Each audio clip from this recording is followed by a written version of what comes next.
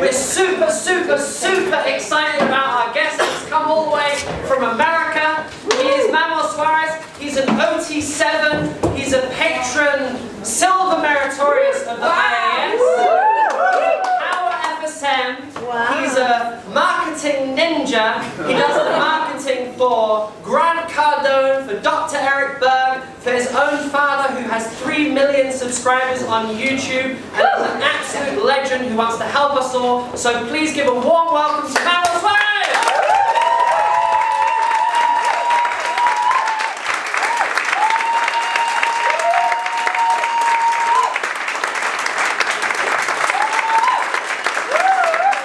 Wow. Wow. So excited to be here, guys.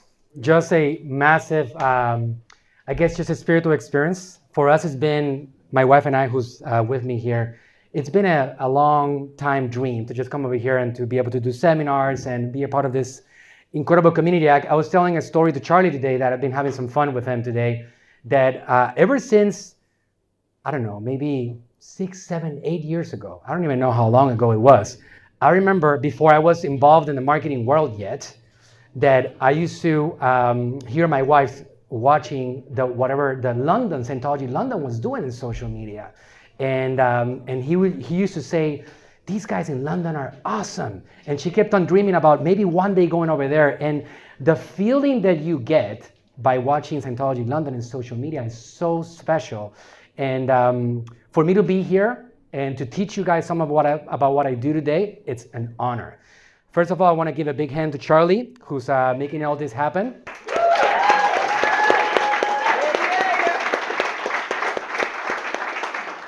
And the London staff, everybody here has been great so far, and yeah.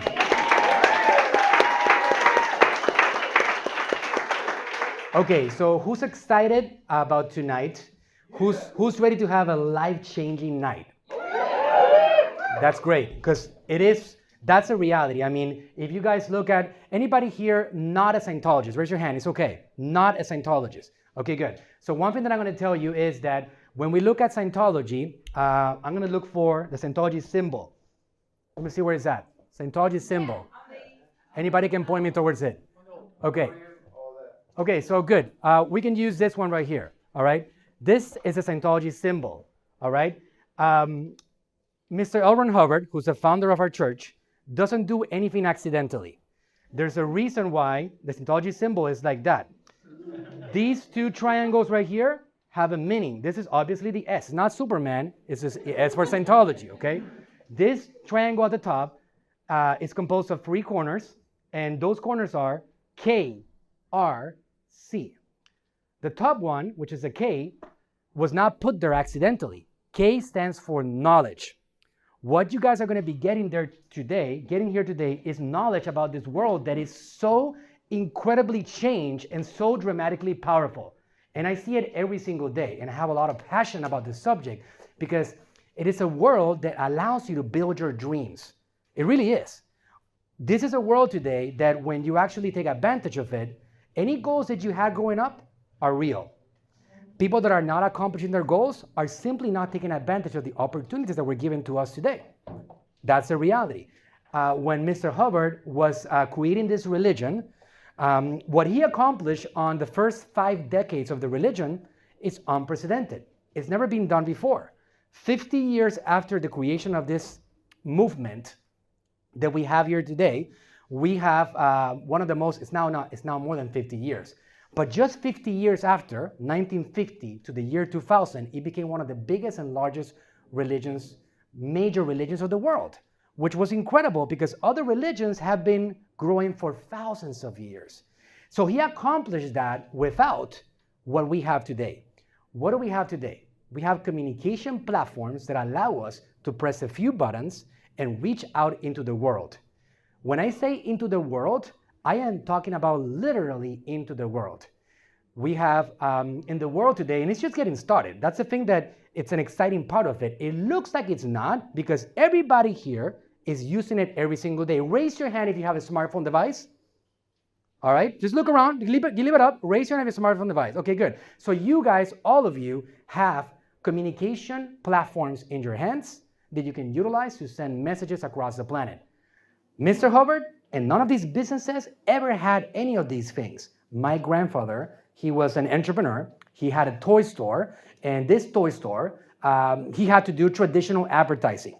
Go door knocking, do flyers. We had a company called Suarez Toy House in Puerto Rico, small little island. And traditional advertising, do postcards, do flyers, magazines, radio, television. It was very expensive. A lot of companies could not afford that. Still, he managed to do well enough to be able to bring into his store 10 people every day, 15 people every day, and that allowed him to make a powerful business. Quote unquote, right? At that era, that was doing $1 million business a year was a big deal. Today, my stores, my online stores, get 15,000, 25,000, 40,000 visitors every single day. So from 10 visitors a day to being able to get people in a large scale to see my information, my products, and my message, it's not something that I want to take for granted, and you shouldn't. They didn't have access to that. We do. Just by changing some mindsets, just by getting the right technology, information, correct information, because there's a lot of out there that is false. Finding the right information is enough for you guys to take off and start building your dreams. And it's not about being able to, for me, it never has been like that. Buying Rolexes, expensive flights, first class, or private jets. It's not about that. What money, the ability to produce income, really buys is just freedom. That's what it does. The ability to do what you want to do and the ability to not do what you don't want to do. That is the beauty of it. If my mom calls me because she's sick and she needs some help, I can help her. If my neighbor needs some help and he's actually a great person that has helped me in the past, I can help him. If I want to provide something for my daughter because she wants to dance ballet and she wants to go to the top class or the top school, I can provide for that. That is the beauty of having this. And first and foremost for me, it's my ability to help my church. Throughout the last few years, for you guys to know a little bit about my story, we have a lot to cover today, and I'll explain to you about that in a second. But my story I come from a very dark place in which I was very addicted to drugs most of my teenage years. That period of my life is dark, very, very dark. I have pictures of me growing up playing tennis. I used to be a great tennis player. I used to be in the top 2 players in Puerto Rico. I used to travel all over the world, all the way to age 11. And then I was introduced to drugs. I accepted them, and I went downhill. All kinds of drugs, stories that we're not going to get into right now here at this point. For 7 years of my life, it was downhill. I didn't obviously do well in school. I barely graduated high school. I went to college because I was really good at tennis. How crazy is that? At the age of 11, I was so good that at the age of 17, even if I haven't played for 6 years, they gave me a full scholarship in school because of my special skills. I went to college, wasn't interested in it. I wasn't interested in any of that stuff, and I dropped out a year into it. And because of the society, because of the way that the societies are built, here in the UK, anywhere around the world, I was made to feel, because of my own decision, that I was not going to be successful in life. Because when I looked around, I saw friends going to college, graduating from special educations.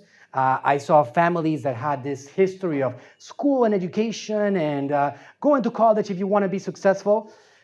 Even I can tell you that people like my mom, she's a great lady, but she's very into the system that we have today around us.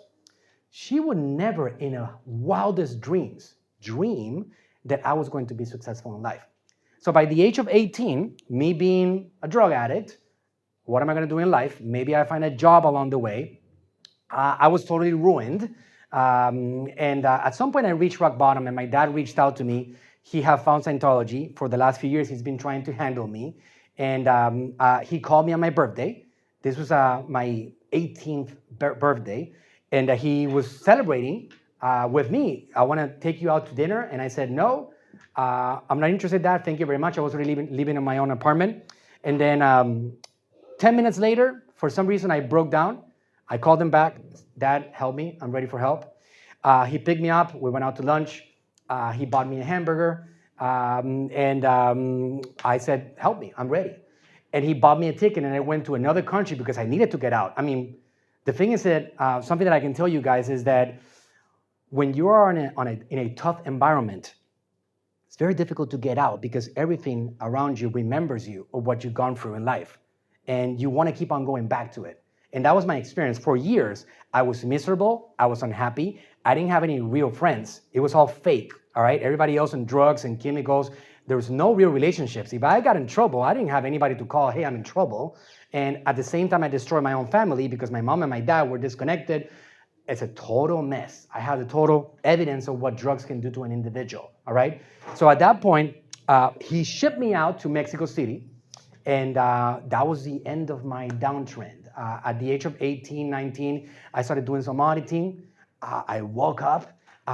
If you guys don't know what auditing is, anybody that's not Scientologist, it's a spiritual counseling of Scientology, in which you go for your own personal things and you make yourself better because of your own decisions. Nobody else makes you think anything. You think things for yourself because of the technology.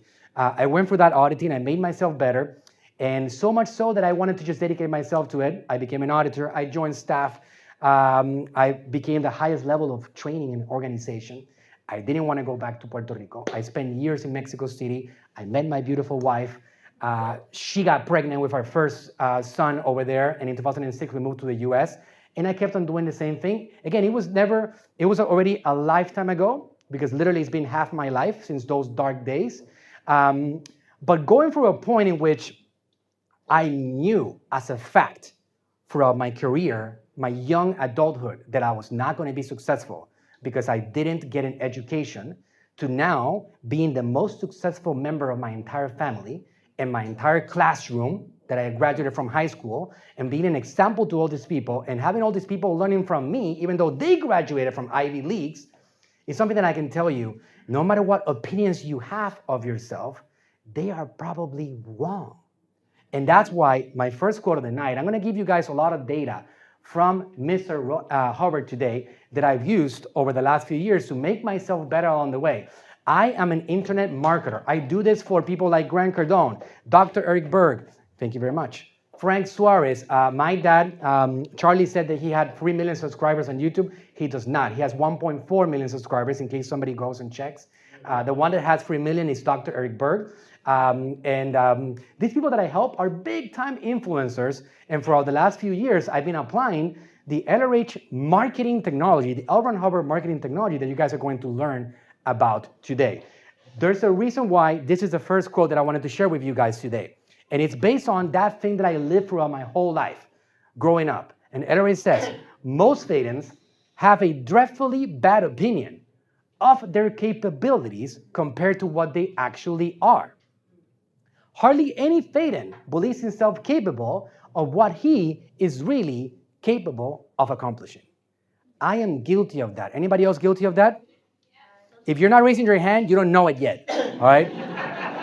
But you're probably guilty. Mr. Hubbard does not use words like most Thetans, just so I can clarify in case anybody doesn't know, he says any Thetan. Thetan is spiritual being, a person, an individual without his body, the spiritual person, all right?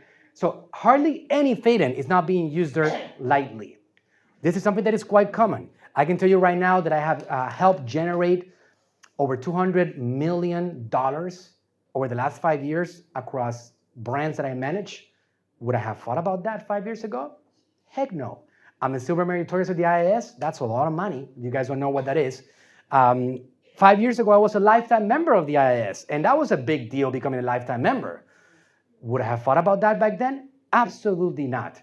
Every single thing that you accomplish, generally before you did so, you doubted yourself along the way. And it's something that we have to understand about ourselves. When you get to a certain condition, you probably got there despite any doubts that you had along the way. So it's just a matter of keep on pushing and pushing, and eventually you reach those targets and goals. And again, I'm going to take you guys today on a particular path. This is an actual sequence, and I'm calling it my 5 secrets to success, all based on the LRH technology. If you get these 5 points in, wherever you are at today, I guarantee you, this is not a money-back guarantee, all right? Not a traditional money-back guarantee. I guarantee you it will be inevitable that you will expand I am not talking about making more money. I'm talking about accomplishing your dreams and goals. Making money is not a dream and a goal. If you have that as a goal, you might need to reevaluate your life. Because in reality, money is a secondary thing that happens because you're on your way accomplishing big effects. Some people have the dream of working for the C organization. And if they accomplish that, that's a major accomplishment. You are happy because of that. Some people have a dream of having a long career on staff. That doesn't have to do with making a lot of money, becoming a millionaire. That doesn't have to do any of that, but it's an accomplishment of goals. It's all about putting goals out there and accomplishing them. This 5-step formula that I'm going to be talking about today with you guys is not a formula for attainment of bank accounts growing. It's a formula for attainment of any particular dreams and goals that you have. Agreed? Yeah. Okay, so it's going to be sequential. Some of them are going to be I'm going to have a few extra quotes, but for the last few years, I have been diving into this world, and I have been so blown away by the fact that the L. Ron Hubbard marketing technology, which is my obsession right now, is more powerful today than it has ever been. All these people that are superstars in the Scientology world, Dr. Eric Berg, Grant Cardone, my dad, anybody that you know that is powerful has applied this exact formula. And it's what works today. Some of these things that I read, I kept on looking at the date and I said, 1953? How is that even, how is it possible? It's quite incredible. So let's talk about that. My number one secret. Sometimes there's a little delay with this little clicker right here. So we'll just bear with me, guys. Okay. If one is educated in a subject, then he knows that subject. You see? You know, exclamation point. He knows the subject. So we're going back here to the subject of K, which is knowledge. If you try to accomplish a particular goal in life, and you don't first focus your time and energy into learning how to accomplish that goal in life, you will not accomplish it. That's why it's the senior thing on that entire symbol of Scientology. In that symbol, if you want to take a look at it again, for those of you guys that don't know it, there's 6 particular corners there. You have K, knowledge. You have R for responsibility. You have control. You have affinity. You have reality. You have communication. And you have the S for Scientology. K is at the top of all of it. We have to make sure that we obsess over knowledge. We have an academy here in Scientology that's going to teach you all the information that you need to be able to conquer life. In life, in general, what I do is that I obsess over 2 areas. Learning the L. Ron Hubbard technology, for whatever that is. That could be administration, that could be marketing, that could be how to communicate, how to be a writer. He has all of that stuff. How to be able to handle your staff, how to build an organization around you. And then you have to also understand how the physical universe around you works today. Because Mr. Hubbard will not teach you about Facebook advertising, about creating a YouTube channel. He's not going to teach you about doing Instagram stories and using these communication channels today. So if you only stick with L. Ron Hubbard, you're going to be short one hand. You have to also understand how this world around you functions. There's a reason why there's a step on the bridge called the survival rundown, which is the second step on the entire bridge after the purification rundown. This step is focused on getting an individual into present time. Because if you are not able to look around you and understand what's happening today, you're not going to be able to grow in that environment. If you have a business, raise your hand if you have a business. Okay, a lot of you guys. Raise your hand if you want to create a business yourself. Okay, if you have a business and you're still doing only traditional advertising, meaning, well, my grandfather, he built this organization doing media mail and newspaper ads and TV, and that's why if it worked for him, it's going to work for me. It's not going to.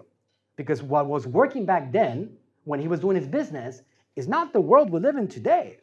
It's a very different world. So you have to understand what's happening today in order to be able to capitalize on that existing scene. Charlie, you're going to have to be my backup man here, man. Okay. Can you? If you can go to the slides back there, because the clicker is not working all the time. I'm going to try to click on it, but it's actually deciding when it wants to click or not, and I need to be self-determined on that. And right now it's not connected. Space for next slide. It's the arrow pointing to the right. You got it? There we go. Okay. This is following the same quote. He's able to accomplish the actions which are taught in that subject. He's able to accomplish the results which are taught in that subject. Don't you see? That's education. So if we learn a subject, if we get good at it, let's say, for example, that we evaluate and we do a whole plan. Okay, this is what I want to do. I want to create a personal brand. I want to be a rock star. And I want to get people to actually have so much attention on me that I can sell out concerts and I can get a lot of my music heard by the world. And maybe at some point, I get a contract to be able to do tours all over the world. Okay, that's my goal, right? What do I need to do to accomplish that? What is the actual set of actions that I need to take in order to get there? What are the platforms that I need to dominate? What's going on today? Let me look at my environment. What are people doing today?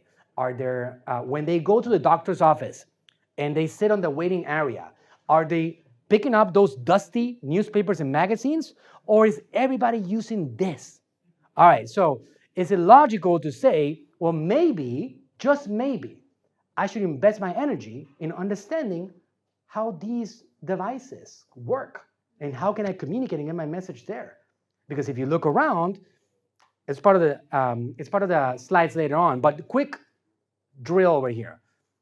Show me your cell phones, everybody, okay? Like that. Keep it up for a second. Keep it up for a second. Some people are struggling trying to get it out of their pockets, but I know it's there. All right, good. I know it. All right, look around, okay? Don't you think right now that all of you, because let me tell you, okay, you can bring it down. I keep hearing sometimes people that are basically still ignorant, or they want to justify also their lack of production. They keep on saying, my customers are not on Facebook. They're not on Instagram. That's not what they are. I'm going to try to find them, through a postcard because they're old, or they're too young, or they're this, or they're not technology. Guys, it's a lie. All of you are using it every single day. People that back then would say they would never open up accounts are using their accounts constantly every day, right? Anybody here, raise your hand if you use social media at least once a day. Come on, be honest. Raise your hand, look around. Okay, so you see that? So when you hear people saying, okay, yeah, I just need to focus on my strategies that have worked for generations, you know that it's just basically a reason they're giving themselves to stop themselves from growing. It's as simple as that. This is what's happening today. So you have to understand that you got to learn these platforms to be able to get your message in front of them because everybody's using them. You go to a doctor's office, everybody's here. The other day I did a video on it because I was so blown away. I went to the airport and I was waiting around for my next flight and I said, you know what, I'm going to do an experiment. I'm going to go ahead and look at the stores that have magazines and I'm going to find out if they're up to date or not. First of all, they literally had dust in them. Second of all, nobody got close to them.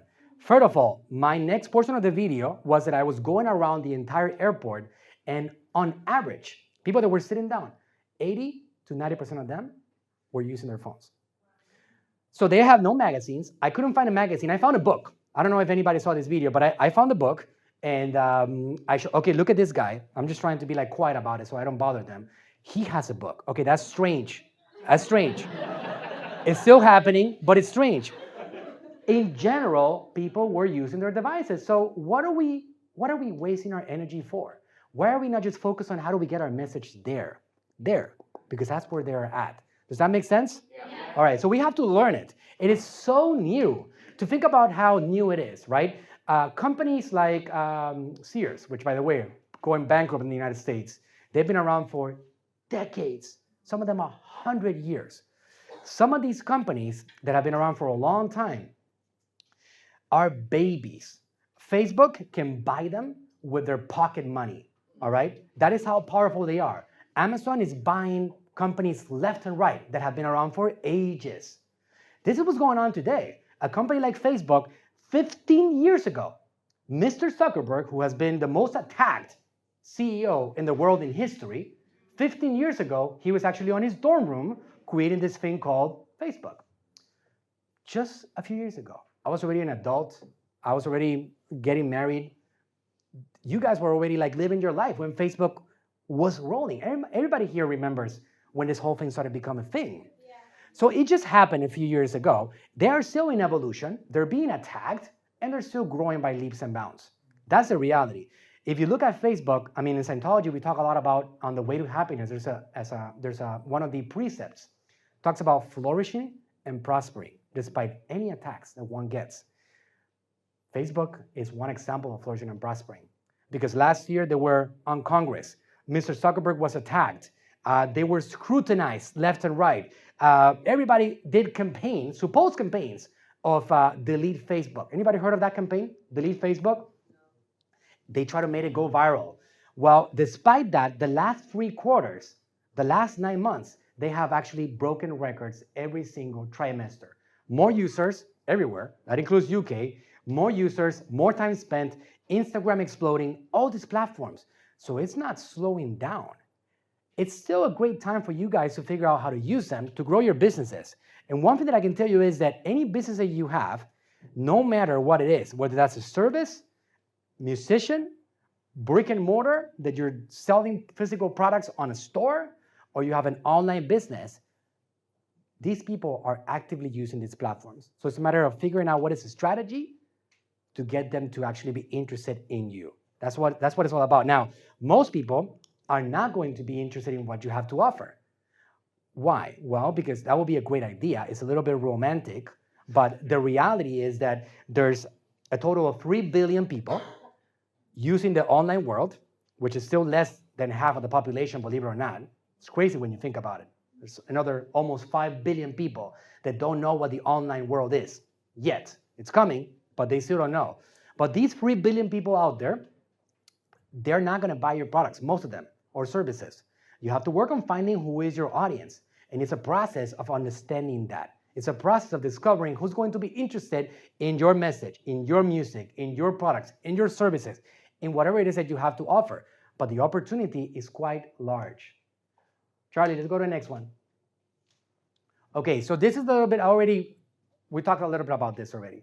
The title of this article starts with an odd word, obnosis. It's been put together from the phrase observing the obvious. The art of observing the obvious is strenuously neglected in our society at this time. Pity. It's the only way you ever see anything. You observe the obvious. We need to observe the obvious. Amazon Europe, it's in diapers right now, getting started, baby stages. And already 90% of you guys have been purchasing stuff from Amazon already. Question, who here has a Facebook account? Raise your hand. Whoa. All right, so we're talking about 80 to 90% of the audience, which is the actual overall number. 80% of the overall audience in UK, in the United States, in Mexico, in Colombia, in many of these countries already is actively using the platform. So there's a lot of people out there, right? We have a lot of people out there that we could reach with our messages. And I would tell you that it's kind of a irresponsible thing for you to have a business that you know can help somebody else and not do everything you can to utilize the existing channels to help them.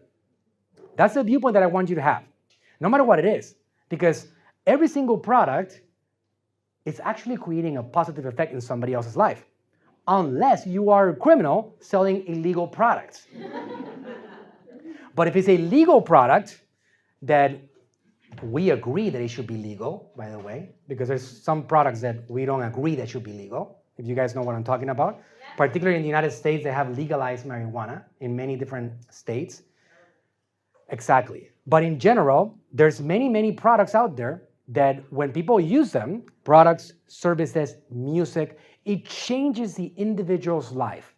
It could be emotionally, it could be physically, it could be in many different ways. When you help people, it's actually quite a big deal.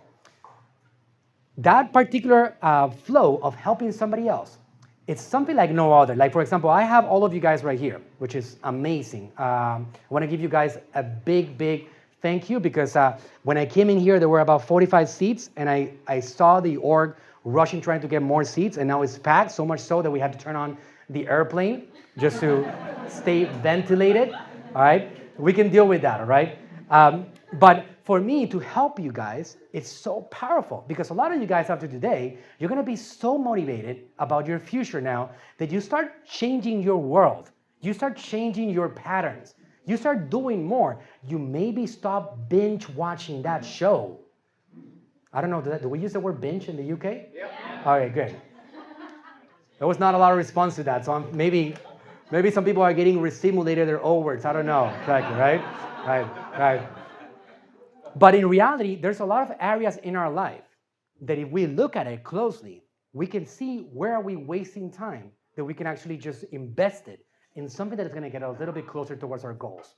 That's the reality. So as you guys look at that, my product right here is to help you revolutionize your future, get you a little bit closer, get you on the right track. It's impossible for me to teach you enough about marketing today that tomorrow you're going to be a marketing genius and come and replace me.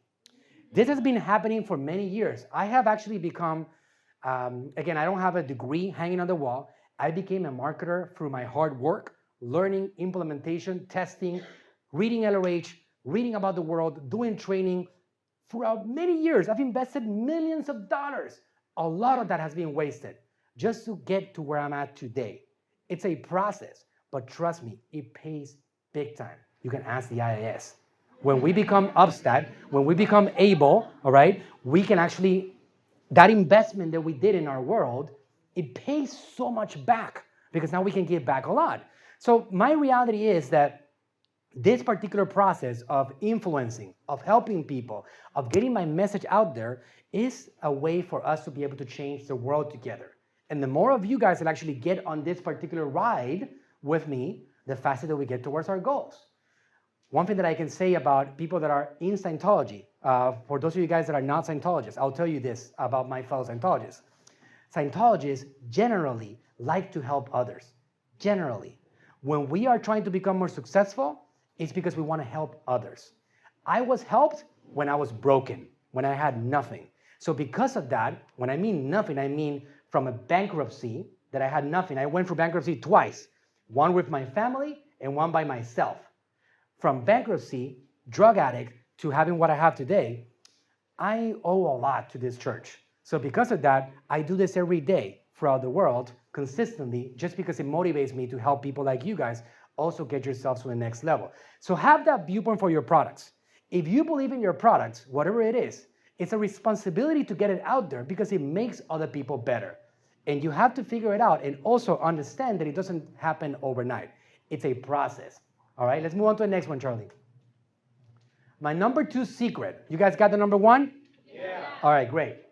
Number 2, let's move it. Affluence attainment, there is a reference by LRH called, it's HCOPL, 22nd December 1967. HCOPL stands for Policy Letter of the 22nd of December 1967, and it's called Affluence Attainment. It is a formula in which Mr. Hubbard explains to us how can we achieve affluence, expansion in an area. Affluence attainment, the number 1 point, it's hard work. There's a reason for that. Again, it's not coincidence that Mr. Hubbard decided to put that first. If you think that doing this whole world, building a business, expanding, getting closer toward your goals, to your ambitions, towards everything that you want to accomplish in life is an easy path, you might be with the right mindset. And that might be actually something that leads to failure. Sure, this is the thing. When you like what you're doing, this is a very important note. I'm not trying to scare anybody off. When you like what you're doing, it doesn't really feel like work. When you really enjoy the process of helping other people with your products and services, with your message, it's actually quite easy to get it done every single day. So hard work might be misconstrued as something that is uncomfortable or something that is, I don't know, we don't enjoy it. But for me, working hard, there is a big game. I don't know if also in the UK, is Fortnite big here in the United Kingdom? Okay, it's a big game that has revolutionized, it's called Fortnite. For me, doing seminars, talking about marketing, helping Grant Cardone, Dr. Berg, my dad, these people, it's like my Fortnite. That's what my wife has to be, turn it off already.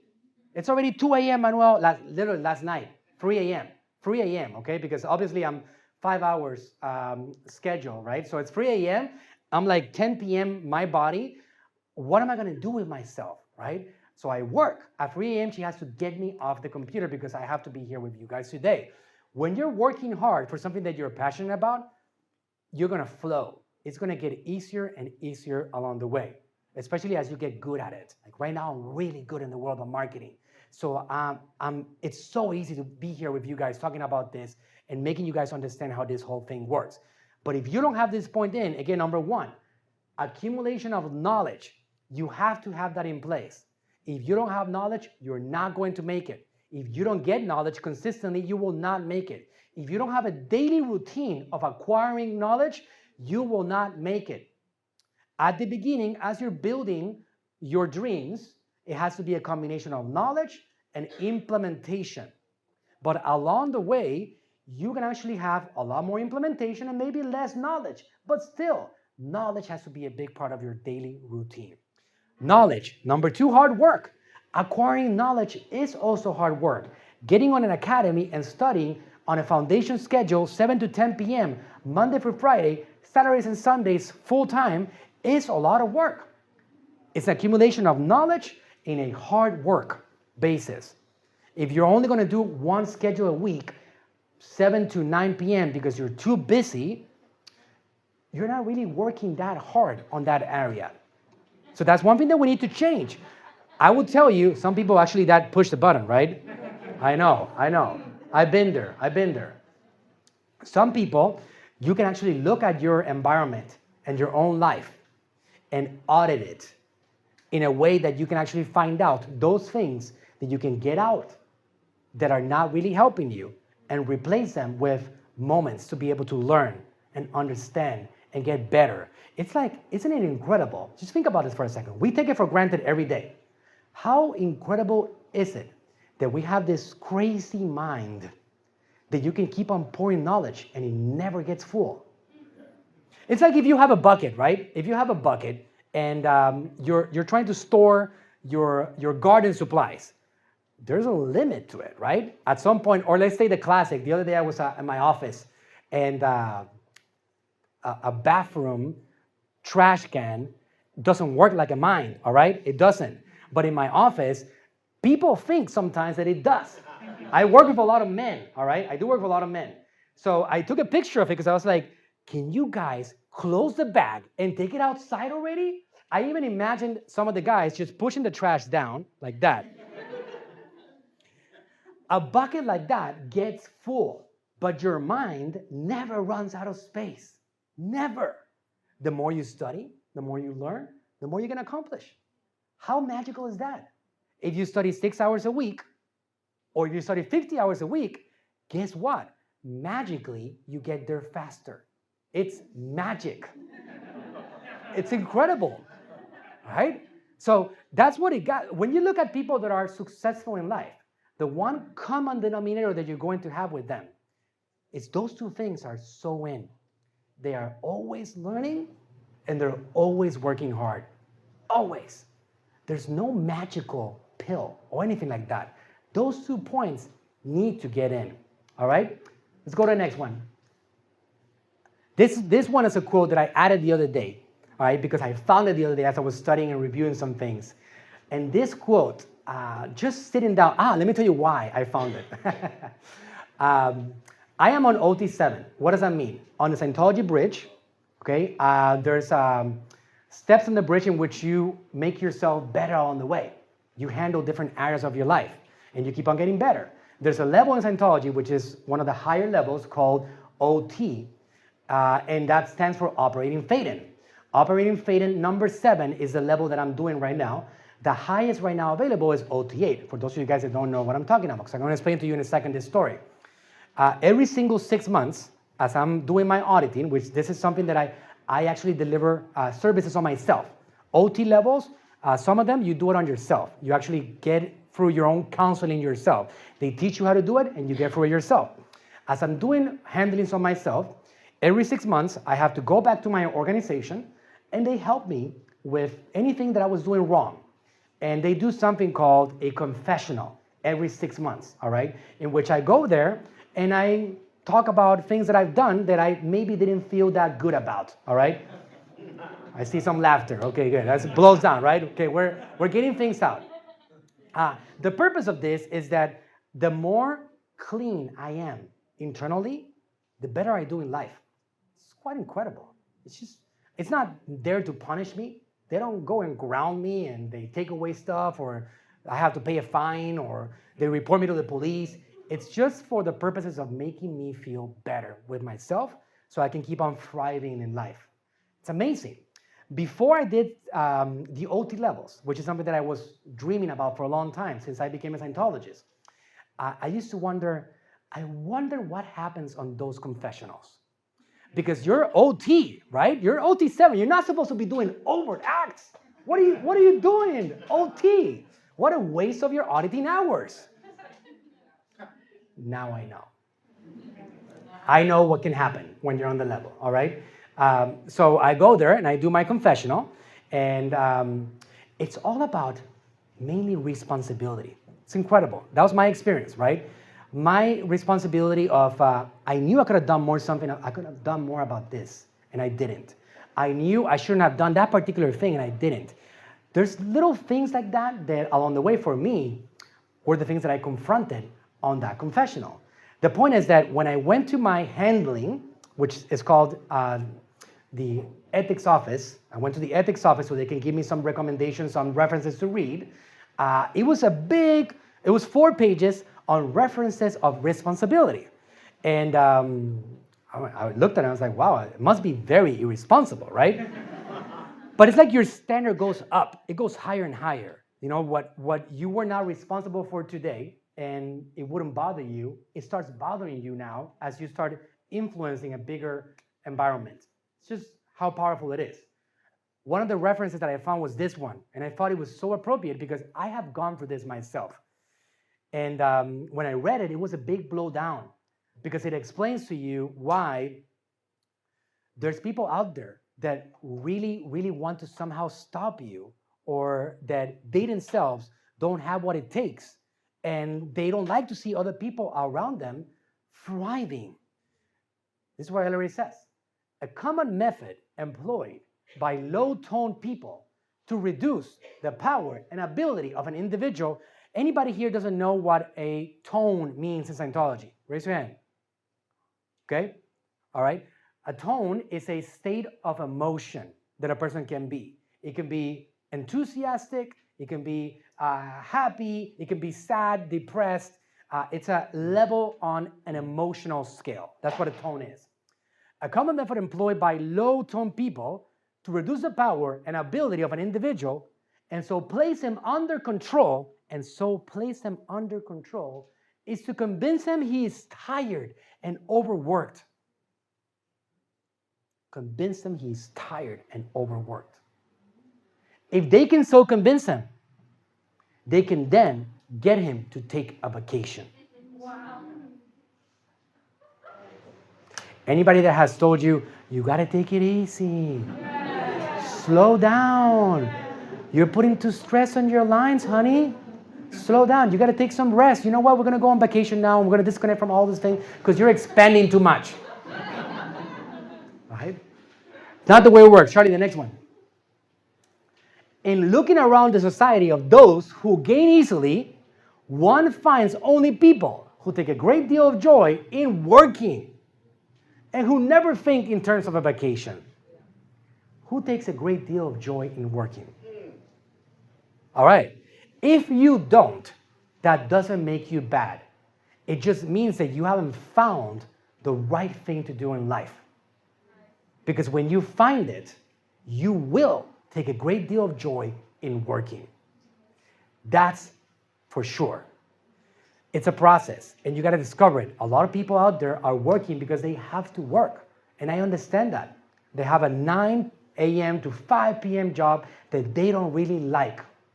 It's okay to continue having that, but you should not abandon whatever dreams and goals you have about you yourself accomplishing a particular quality of life or a particular condition in your extra time, in whatever it is, for you to be able to have a job that you feel passionate about. Again, not about money.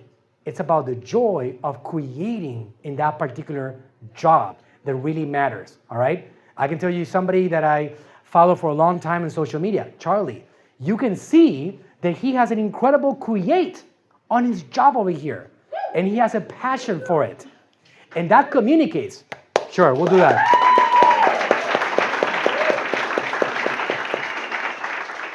In the social media world, we can all sense that. It makes it want to be a part of this organization.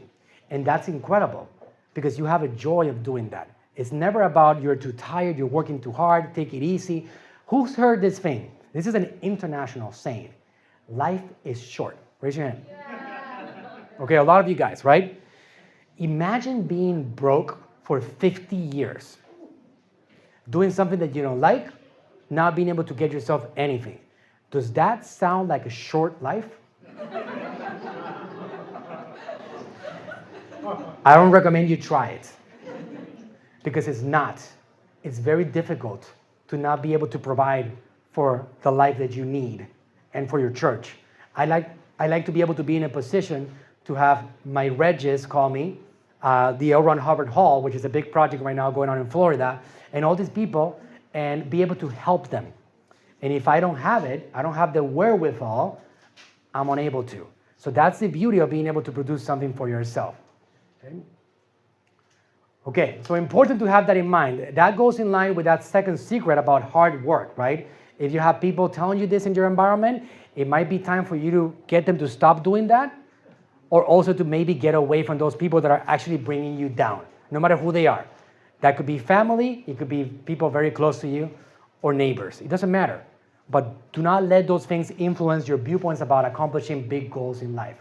Next one, Charlie. Professionalism then doesn't leap full-armed from the breath of somebody's hope. Professionalism is sweated for. And also professionals are distinguished by the fact that they work hard. Right? Anybody that's a professional, I want you guys to remember. Here's a question. Stephen, when you started playing the piano, because I've seen you play the piano, did you just magically get on that piano and started doing that incredible music, man? Was it like that? I would wake up at 5 a.m., I played for 4 hours, I went to school, I came back and I played until I went to bed. Hours and hours of dedication to become a professional. Any professional that you find, I want you guys to go for an experiment. Reverse engineer is a term that we use. Go back and try to understand how they got there. I am a marketer today. 8 years ago, I didn't know how to type on a computer. A professional is a beginner that just didn't give up at any time. That the truest thing that you're going to find on anything, whether that is a tennis player, a piano player, a marketer, a business owner, no matter what you are, a wretch that is trying to wretch people to do Scientology services, you are a beginner until you keep on pushing enough that you yourself become a professional. When I was playing tennis when I was a little kid, you know how many failures I had? Myself, in my case, because I started playing when I was 6 years old, I won a lot of trophies. I still, even though I ended at the age of 11 or so, I have hundreds of trophies because I used to fly all over the world. I was really good at that. I failed a lot. And it was very difficult because I hated losing. So if you hate losing, you have to understand that it's all part of it. You pick yourself up and you keep going. Do you know how many failing marketing campaigns I've had throughout my last 5 years? A lot of them. Sometimes the way that I like to describe marketing to the world is very simple, like with an analogy. You guys know about baseball. I know it's not a UK sport, but you know baseball? Yeah. Right? You know that a baseball player, if he gets on the plate and he bats the ball, do you know that he's going to fail on average 7 out of 10 times? Wow. If he does that, he's a Hall of Famer throughout his career. If he fails 7 out of 10 times and gets on base 3 of those times, he's going to be a superstar player. That's the way baseball works. The marketing world, the business world, is exactly like that. There are numbers about that. 90% of businesses don't last more than 5 years. Marketing campaigns, when you run them, 80% of them are going to be a waste of your money. But those 1, 2, 3 businesses or campaigns that you run are enough to make up big time all your lost efforts along the way. It's part of the process. If you don't have a warrior mentality about being out there trying to go and impact with life, learn something from it, get back, and then more experience, go and attack it again, you're not going to make it. Anybody that's telling you out there that you should join this passive income ride is basically trying to just steal your money. Because the whole process of becoming rich, becoming powerful, growing, expanding, really requires a lot of hard work. Maybe at some point in the future, once you build your empires, you can now start receiving checks on a monthly basis. But if you start off with the mindset, I'm trying to start this business so I can build passive income over the next 6 months, that's probably going to end up with a failure. And then you give up. And then you go back to maybe getting a job and doing something that you hate because you gave up along the way. It's a big point here. Let's go to the next one, Charlie. An individual, again, back to this whole point. An individual is not as alive as his heart beats. He's not as alive as his toes wiggle. No, he is as alive as he can consent to play the role he's playing. If he's then playing that role by his own consent, he'll be alive to a remarkable degree. How cool is it when you can wake up every day excited about what's going to happen that day? That's alive right there. That's a life that I postulate for everybody here. For me, I can tell you that my least favorite days are Fridays afternoons when people disconnect from my work. I have an agency with 57 staff. And on Fridays, I have to let them go. A lot of them don't work again. I got one of my staff right there recording, JC. He sometimes works on the weekends, but they will disconnect sometimes.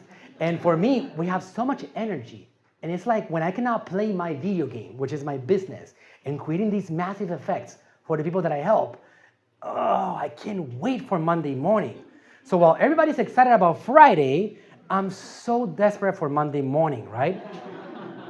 It makes life that much fun for us to come over here in the middle of the week and give a seminar to you guys. Just so you guys know, I'm here not because of the church, but it's my number one priority, but something else brought me in here, and that's how it all started, because I usually look for excuses to go to different places to do seminars just to justify it. I don't want to go on vacation somewhere. I want to go work somewhere, all right? And that way we enjoy new environments. So for us, what happened was that I was invited to delivering a seminar tomorrow in the Amazon UK corporate offices. I said, okay, that's cool. Charlie, can we do something, man? So we set this all up around that, right? So we're going to do a seminar on Wednesday and then on Thursday. But this is actually something that, for me, it's my energy source, right? It keeps me going every day. It gets me motivated to come back and help you guys more. Why? Because I am alive because I am consenting to the role that I am playing of helping people, no matter what that is, all right? Let's go to the next one, Charlie. Okay, good. I have a note on this one, all right? And there's a reason why that note is here. And it says, pay attention. This is not Harvard, all right? This is my note. Pay attention. This one is the major weak point, preventing your prosperity, expansion, and success. There's a reason why I'm pointing that here. The first secret is the major weakness, and that's the one that we all need to agree to handle it. Do you guys agree today with me to handle this point? Yeah. You don't know what it is yet, but you're already agreeing, okay? Yeah. Okay, good. Charlie, let's go. Such a good quote. A lot of you guys probably have not seen this one. But again, when I saw it, I knew I was going to talk about it on all my seminars because this is the one point that we need to all address. LRA says, the society teaches you to hold in. Don't talk. Don't say. Be quiet. Don't be loud. Lay back. That's out manners. Come on. Don't be impolite. Don't speak too loud. I don't know. Maybe you have a wife that kicks you in the leg when you're talking too much or pats you in the back. Whatever it is, you're not supposed to talk too much or put so much outflow out there. Ellery says, a gentleman is today classified as one who is restrained. He has good manners.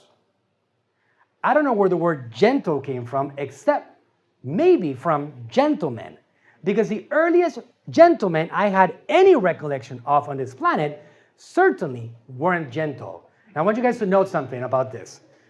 Mr. Hubbard, when he wrote this, he was still in the process of researching the technology and getting it all set up for all of us. He first found this technology and he used it on himself to handle his own case and his own factors that were stopping himself from being able to expand. Note how he's saying right here, the earliest gentlemen I had any recollection of on this planet certainly weren't gentle. If you guys don't know, in Scientology, we know we are spiritual beings not attached to this body. We know that. We know that when this body's life ends, we continue, and we have done so time and time and time again. That's something that we know through our philosophy. Mr. Hubbard was discovering this himself along the way, and he kept on doing counseling, therapy on himself. So he's saying, the earliest gentleman I had any recollection of on this planet. What do you think he's talking about? He's going through this process himself, he's discovering things himself, and he's remembering how people were on this planet at the beginning stages of this planet.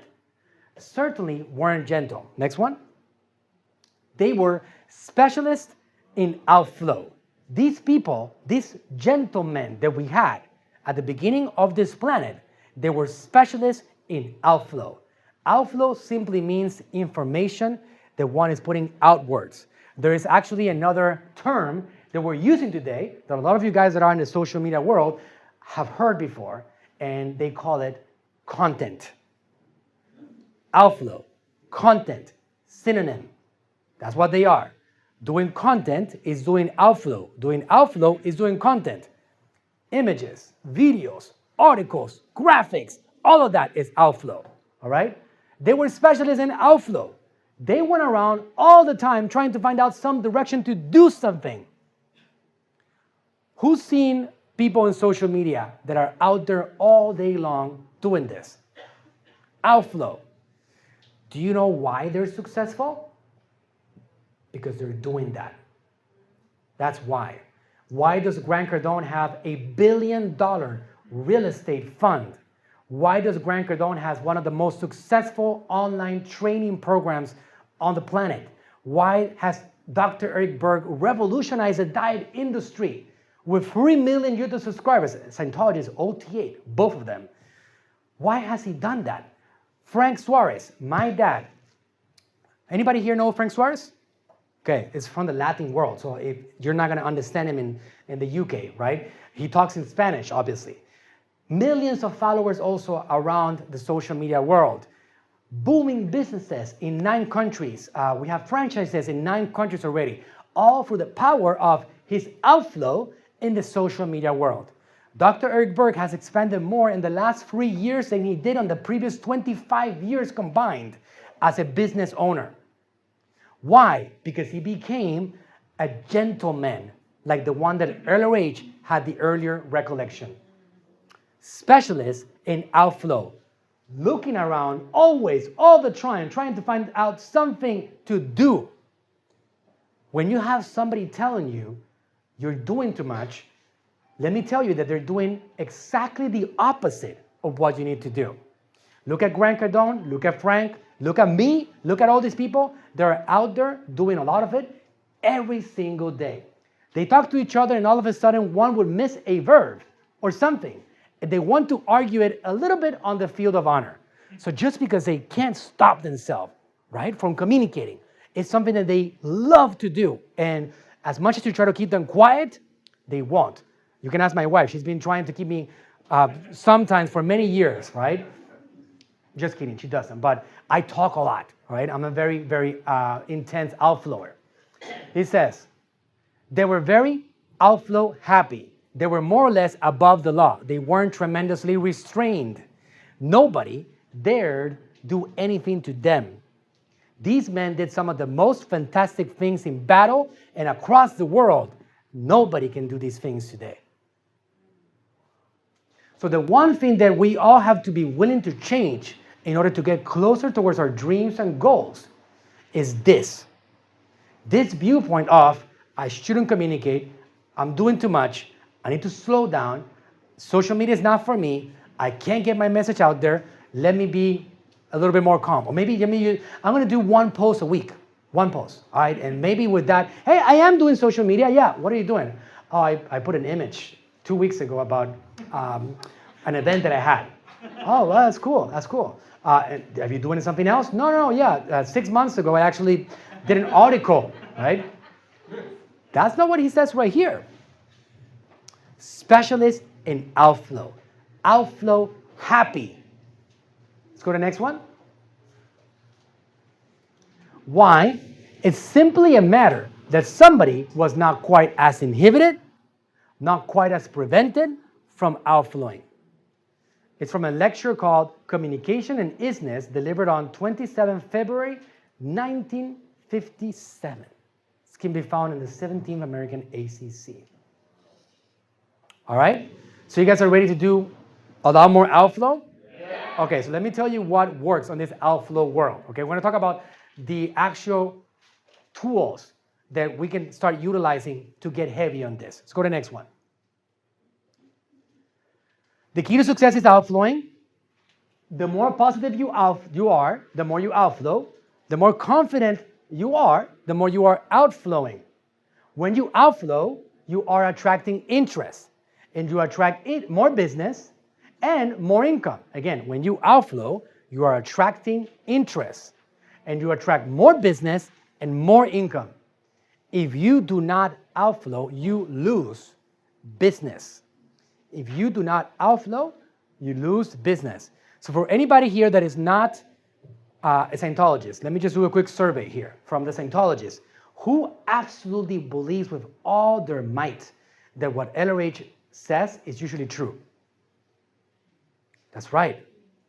LRH says, if you do not outflow, you lose business. And let me tell you why we believe it to be the case. Because in Scientology, we actually read something, we say, oh, wow, that makes sense. Let me go and apply it. All right. Outflow, outflow, outflow. Oh, wow, look at that. I got a sale. I got business. Oh, my God, Ron is right. And you become a believer in it, not because you just believe in him, because you see it in action, you improve the area, and then you start being like, man, this guy knows what he's talking about. And now you start looking for more, and you implement it, and you keep on seeing results. That's the beauty of how this whole thing works. Pretty smart guy. Your success depends upon the production of an effect. Your finance depends upon attracting interest. Who would like to have a better financial condition? Okay, right? Your finance depends upon, I'll get to you again. Your finance depends upon attracting interest. Simple as that. A person who is trying to prevent communications from occurring will try to prevent money from being received. Don't talk. No, that piece doesn't look that pretty. Oh, no, your makeup, you need to fix that. Or maybe that clothes is not a good fit for you. Or you shouldn't do that. Or you need to actually just watch out with what you say because it's going to hurt somebody else. Don't do that. Don't. A person who is trying to prevent communication from occurring will try to prevent money from being received. It's as simple as this. When you look at your business, whatever it is, when you look at your goals, even when you have a church and you want to get more people in, like here we have in London, right? And you look at the seats and you're like, I see 100 seats and I have 20 students. How can I get 80 more students in there? Well, LRH is saying, your finance depends upon attracting interest. Your success depends upon the production of an effect. So what do we need to do? We need to do more outflow, more. Now, the question that I get asked a lot, all the time, is like, Manuel, how many posts should I do on social media a day? Who's thinking that right now? Anybody? That's right. There is no such limit.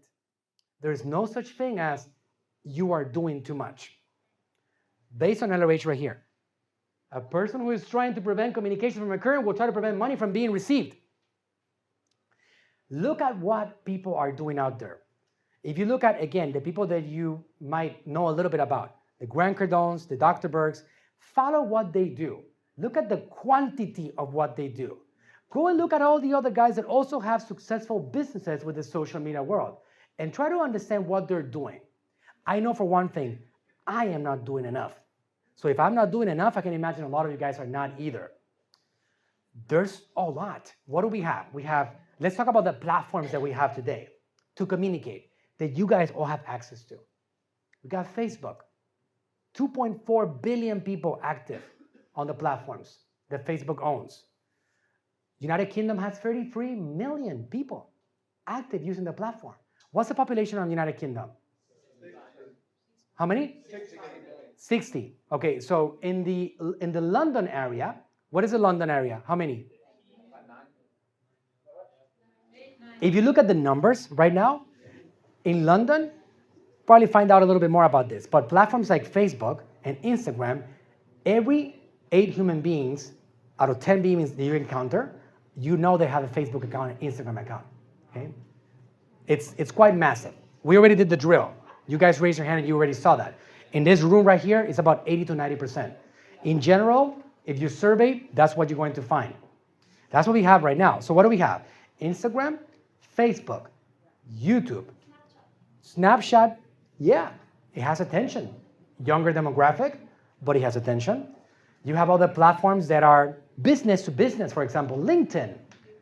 There's other platforms that are more like for females, like Pinterest. These platforms all have a ton of attention.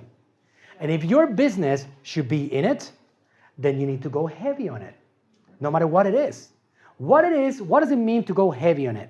It means that you do as much as humanly possible and you create what we call a content strategy or an outflow strategy. Right? What does that mean? That you start documenting images, videos, articles, anything out there. There's something right now that is really hot across the world, audio consumption. If you do a podcast, for example, right now, if you open up, who has an iPhone? Raise your hand. Okay, maybe 50% of you guys. If you open up Apple Podcasts, all right, and you search for one of the biggest terms out there in the world, for my particular subject, and you search for Facebook marketing, this guy right here, second result on the planet on the subject of Facebook marketing. I have paid 0 cents to be able to put myself there. When I say zero, I don't mean like close to zero. I mean literally 0. I downloaded an app, which is free to use, called Anchor. You guys can write it down if you want. ANCHOR. That platform is free to use. In it, you can create a podcast for free. And Anchor sends it everywhere. Google Play, Spotify, Anchor, Apple Podcasts, anywhere where there's a major podcast provider, you will be able to put your message out there for free. No matter what it is. You can talk about real estate, you can talk about music, you can interview people. Whatever it is, people are consuming content, this outflow, in a more aggressive way every single day through audio. Why through audio? Because it's more convenient, because it saves people time.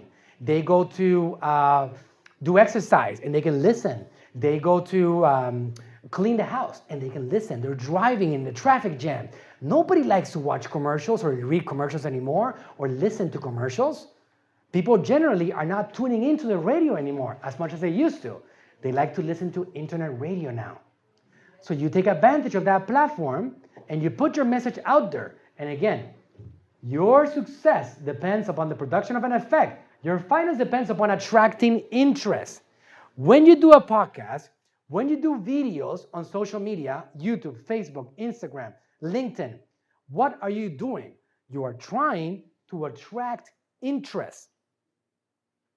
It doesn't matter what it is. Towards the end of today, we're going to try to end in the next 30 minutes or so.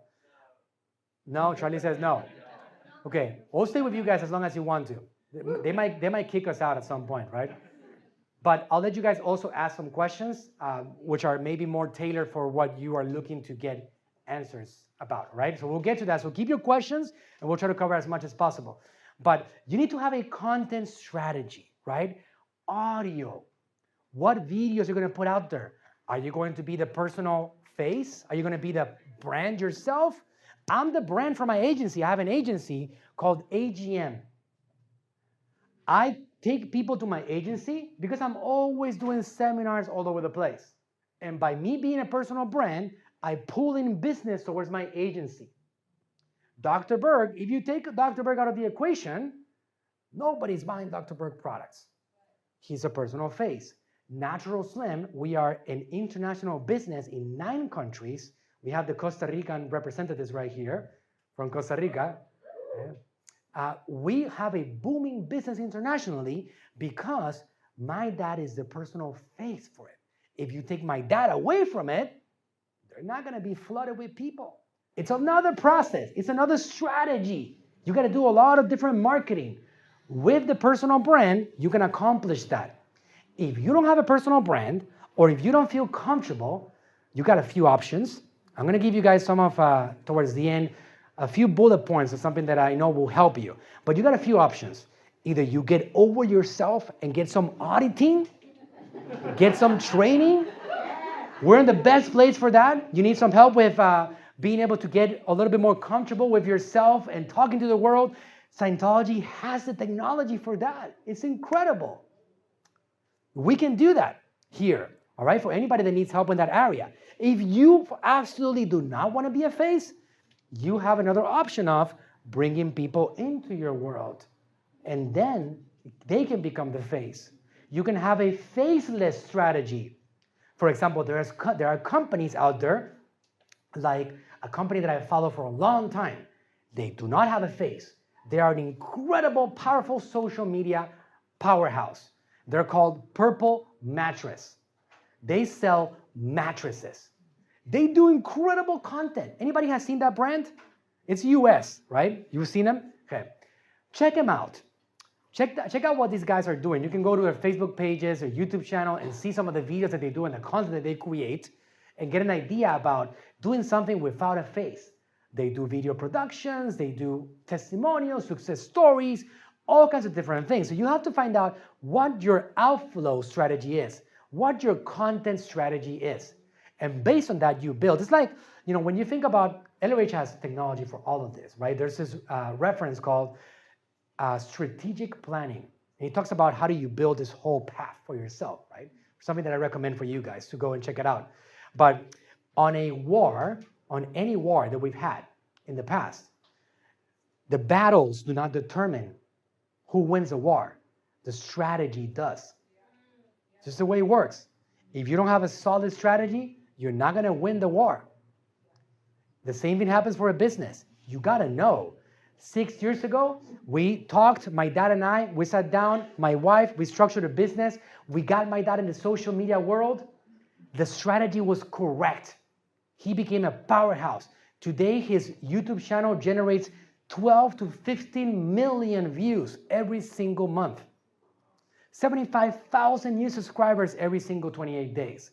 The Facebook page, millions of views every single month and a lot of attention. When I saw that, it was so amazing to me that I said, I'm going to help this individual, all right? He doesn't know who I am yet. I know he's heard about maybe what I've done along the way, but he's too busy. I'm going to help him. And I turned around and I said to my wife, I'm going to figure out how to help him. It's not about, okay, I am so good at it that he actually needs to have me there because I'm going to change his life. He doesn't care about that. He's already booming. Basically, it's how can I provide so much value to this individual that he's going to open up his world and allow me in. And that's what I did. And I obsessed about it. And I figured out a way to get in. And at some point, I was allowed to get in. I went to his offices. I flew in with my team. We got hired to do this incredible marketing project. We are taking over his YouTube channel. I'm doing his messenger. Because, by the way, not for bragging purposes, but my dad's channels and Dr. Berg's, which I handle, grow faster than his. All right? So because of that, I said, look, I want to do this for you, all right? And I also want to do this for you, all right? We grew actually way faster than him, believe it or not. I think he outflows a lot more on some other channels overall. So I said, I can help you here. I thought about, where can I help him the most? Okay, I can do this, and I can do that. So I'm going to present a plan for that. I presented a plan. I did an incredible job of it. Anybody heard about Facebook Messenger? Yeah. Okay, great. Well, Facebook Messenger is becoming a modern thing to do marketing with, if you guys haven't noticed, right? Who here follows Dr. Eric Berg? Yeah. Wow, a few of you guys. Anybody here follow him on Facebook Messenger? Okay, good. Well, whatever you guys are getting there is something that I wrote for Dr. Berg, okay? Yeah, that's right. On the Messenger channel, it's something that you can actually create conversations, deliver training, resources, do a lot of communication, capture a lot of attention. Basically like email has been doing for 20 years, but now on Facebook Messenger. Same thing, more technical, more immersive, more two-way communication, because you can do videos and a lot of other things. I built Grant Cardone's Messenger channel, and I gave it to him. And by doing that, I earned a position of power with them. And that's how you basically can win yourself into a situation, no matter where you are. You can look at power sources and figure out, how can I actually flow power to this power source? Because I know that if I flow power, it's going to come back to me. That's the way it works.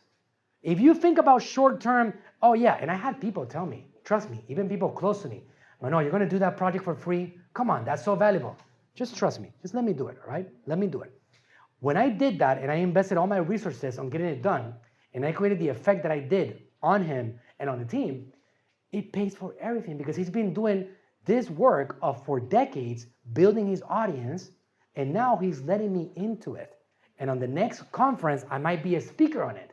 And when he talks about who built his Messenger channel, I built his Messenger channel, etc. Right? So you got to think about long-term, flowing energy towards individuals of power.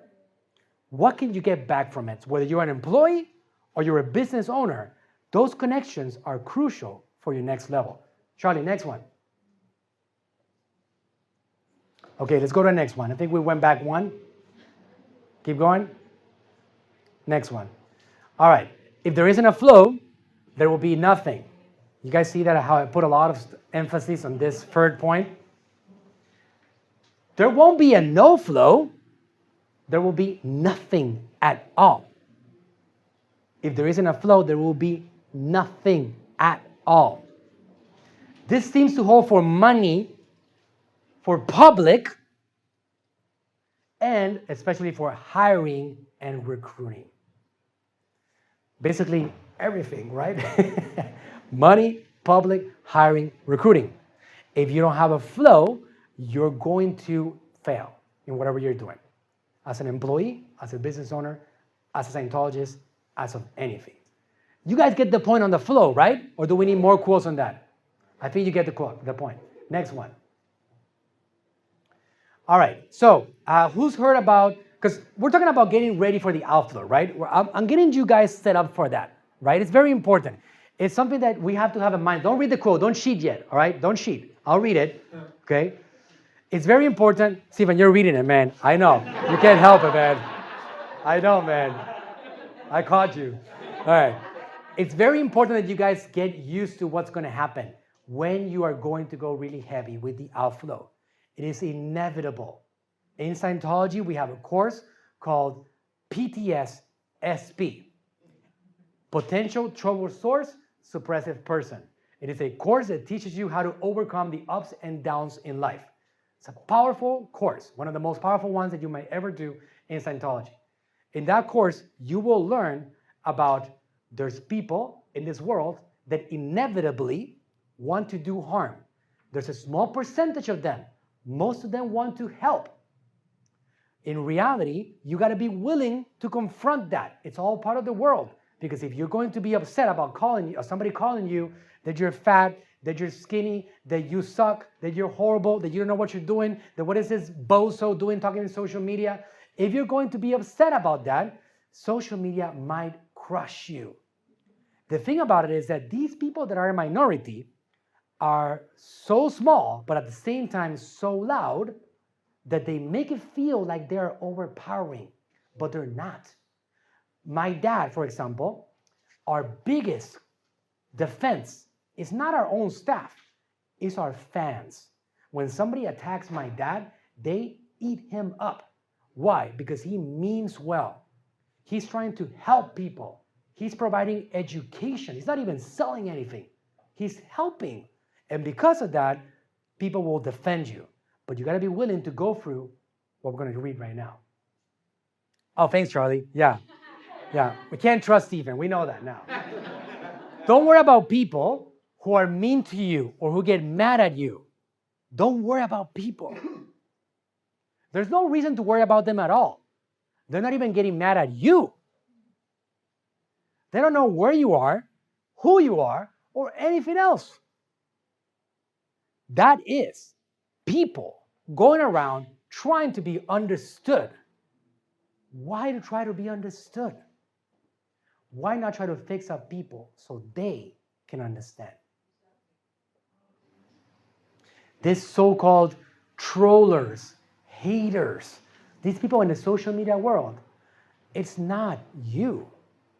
The problem is that if one is not in a good, solid condition, if one hasn't had enough auditing, training, then when one goes through this, one quits. I actually know of incredible people, rock stars, incredible, super powerful and able people that let this get to them and they stopped being who they were and they sacrificed massive expansion because they were very talented in this whole world because they couldn't deal with these haters.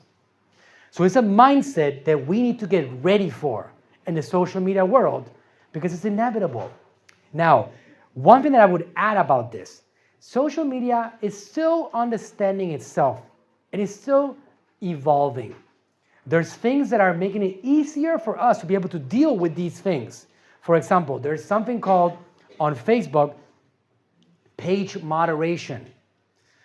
Any of these things, I want to give you guys something just so you guys can feel even more empowered. It's going to be impossible for me to teach you everything today. You guys understand that, right? Yeah. There is a very, very powerful website that is going to give you a lot of answers.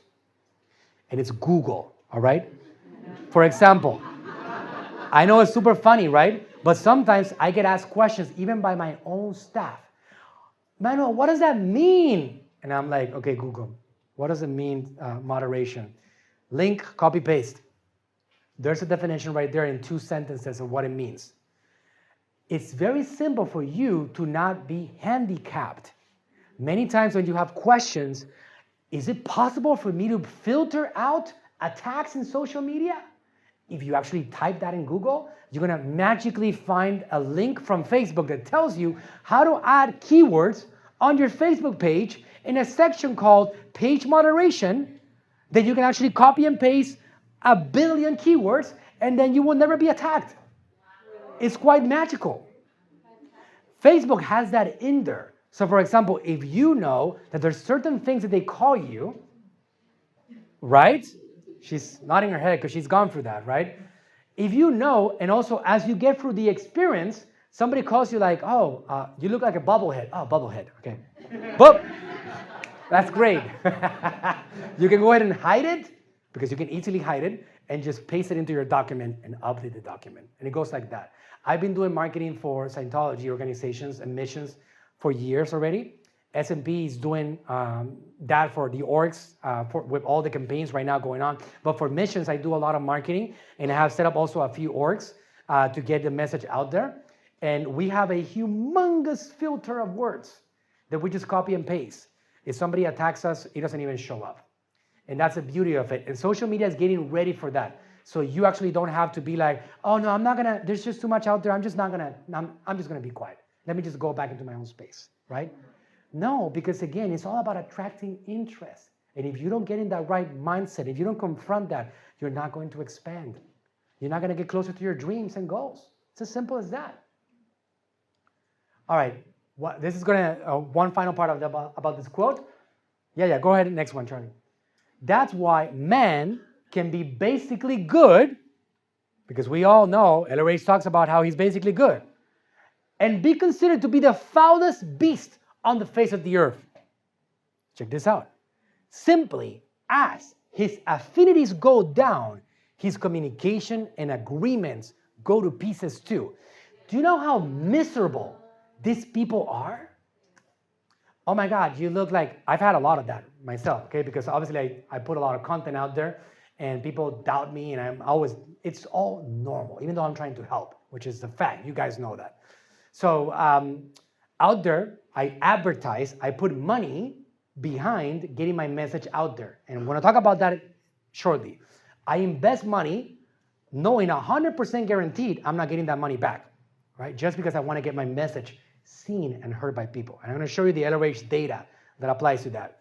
But I do that all the time, and it's inevitable that I'm gonna have these people, foulest beasts on the face of the earth, come in and attack me. And I've been told so many things. Oh my God.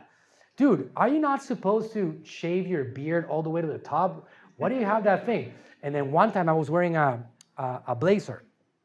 You guys call it blazers in the UK? This? Yeah. And it was a little tight on me, all right?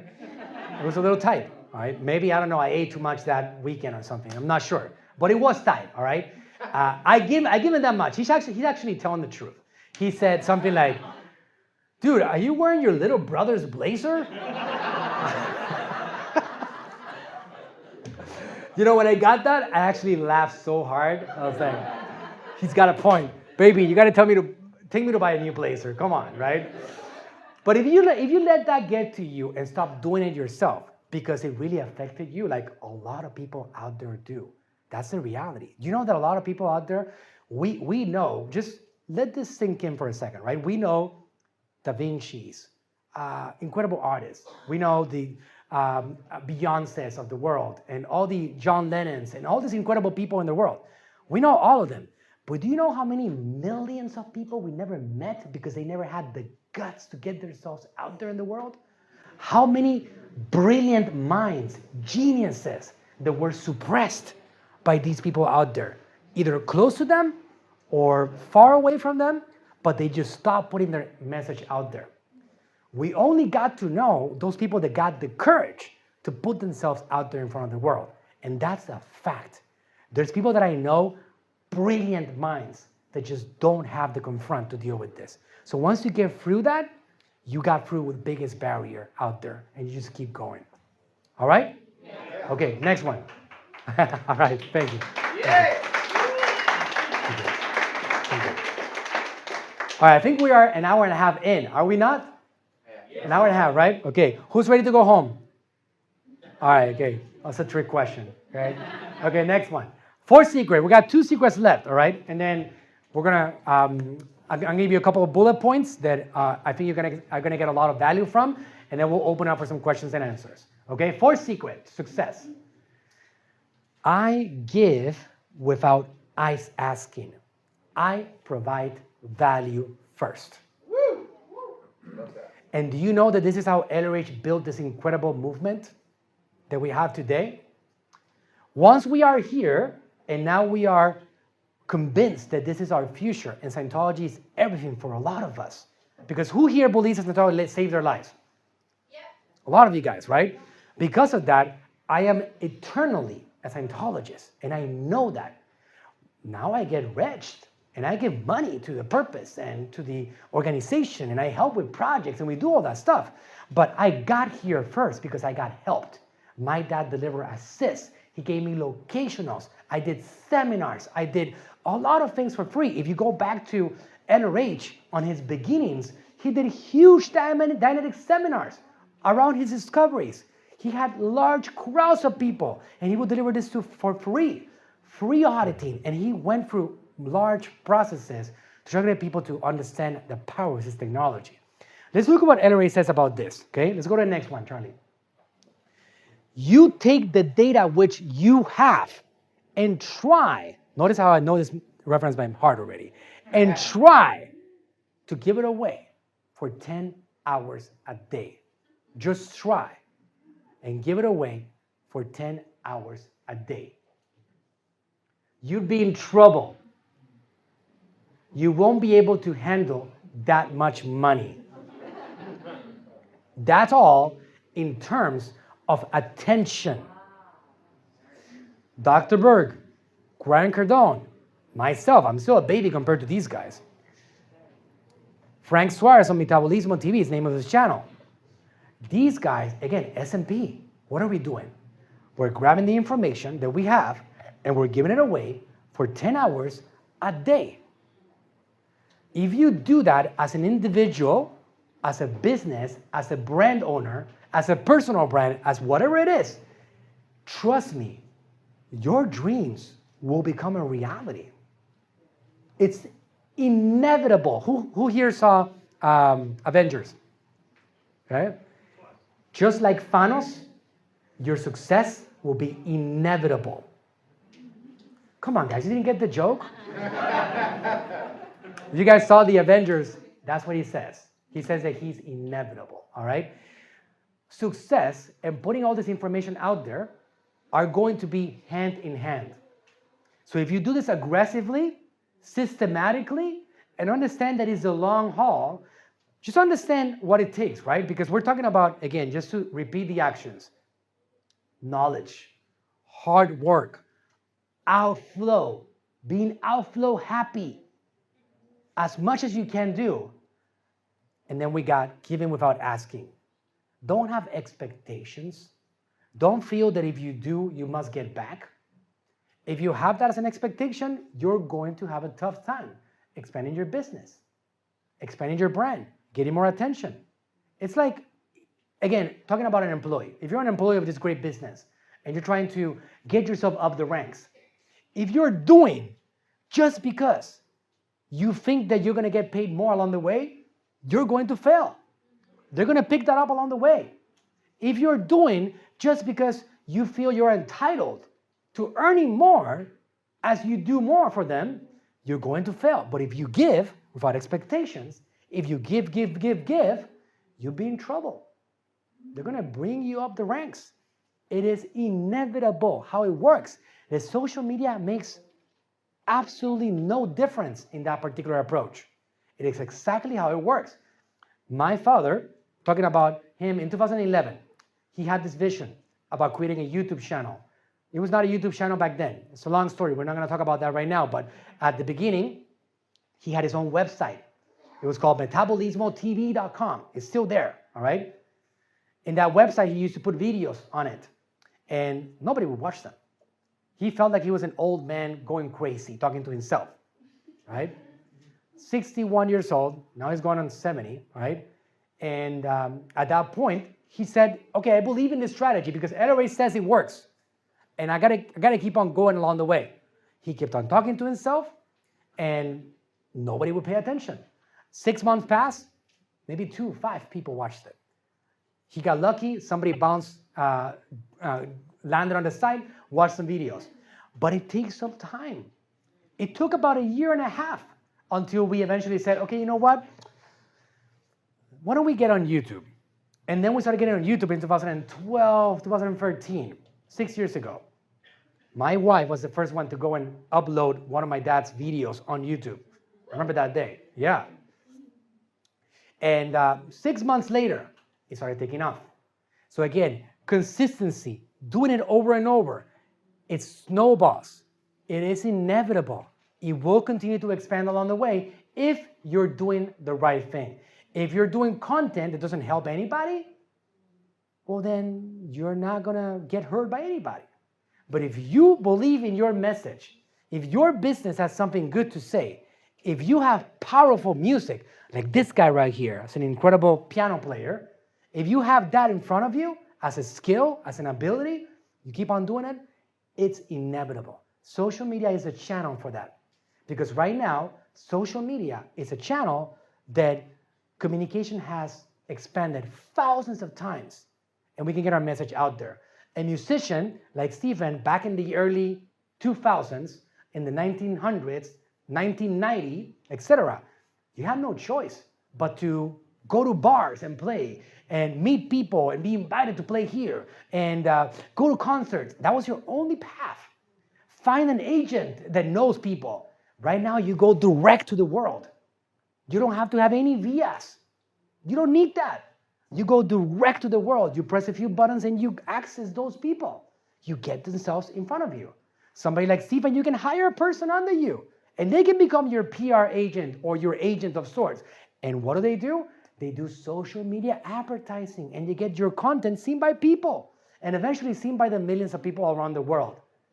The middleman has been cut. You have access to this world right now and you can press a few buttons and access them because they are all there.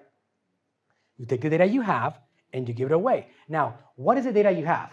You all take for granted your information, whether that's real estate or music or counseling, consulting, marketing, beauty, design, fashion.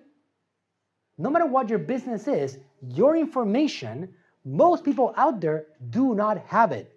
Your job is to find them and put your message in front of them by giving them away this information. When you do that, you start building an audience of people that now you can sell to. And that is the beauty of the social media world. They have something called digital footprints. When somebody goes to your website, when somebody views your video, when somebody messages you on Facebook, when somebody watches your Instagram story, that data belongs to you. You share it with the platform. You get access to it. I know you guys are all asking right now, but how? You have to learn about it. You have to sit down and learn it. I have been learning it for years already. For example, one of the basic things is that out of the 10 dominating platforms on this world, there is one company that owns 5 of them. That company is called Facebook. They own Facebook. They also happen to own Instagram. They own WhatsApp. They own Messenger. Wow. They own all these companies. And guess what? All you need to do as a brand, as an advertiser, is to learn one single advertising platform. And that's called the Facebook Business Manager. If you Google that term, I can give you the link, but it's super simple to Google it. Facebook Business Manager, you're going to have access to one platform that you can set up with your payment method. It could be PayPal, your bank account, anything. And there you can create all your campaigns. You don't boost ping things on your Facebook page. You don't do that. You go for the Facebook Business Manager to reach all these people in the world, in your country, in your city. If you have a local business, let's say that you're a dentist, and you want to get people to come into your dentistry office, well, guess what? People are using Facebook and they still have teeth. Everybody that's using Facebook, they need attention. They do. The people that are actually human beings on this planet need your services. And if you position yourself as somebody that wants to help them, you want to give them tips to naturally clean their teeth, using baking soda, doing standard actions to protect your gums. Whatever it is, if you do that, you build an audience of people, you develop an interest in them, have them raise their awareness about their condition, and then you can do something called retargeting. Retargeting, in which when you provide value, you now have a bucket of people that are consuming that information, watching your videos, visiting your blogs, reading your articles, whatever it is, your content strategy. And now you build an audience. All of this magic happens on the Facebook Business Manager. You got to learn all about it. If you learn all about it, you will be able to actually utilize these platforms. Facebook, Instagram, Messenger, WhatsApp, all of them. One single platform allows you to access the people in all of them by pressing a couple of buttons. An example, let's say that I want to get people into my dentist office, right? I'm not a dentist. But let's say that I want to get people to come in for a free evaluation of their mouth.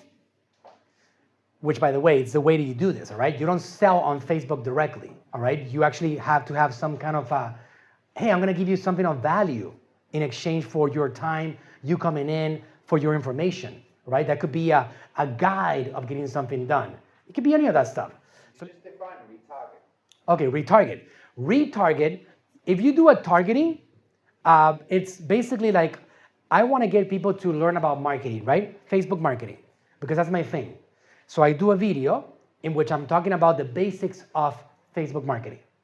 And I create this video, which is a 1-minute video, and I do targeting, meaning that I select people that I want them to see this message. There's many ways on the social media world that I can target people. For example, I can target people based on the things that they're interested in. We can get really technical on this. I mean, we can literally talk about this for months, all right? So I'm gonna try to keep you the bare bones, and now you guys go in there and learn it and get yourself better every single day, okay? A little bit along the way.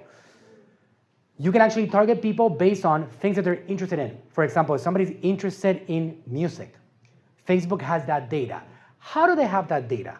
Well, because you have accepted to give them that data as a user.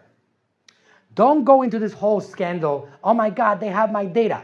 When you created the account, you consented that they were gonna accumulate data about you. Remember, Facebook is a public corporation. They're not a non-profit organization. They need to make money to survive. They make a lot of money. But if they don't make money, their investors are not happy. Facebook's customers are not any of you. Facebook's customers are us, the brands, the advertisers. We keep Facebook going and expanding. Your businesses, when they get your money, they can expand. Simple as that. None of you have ever given Facebook a penny unless you have advertised on it.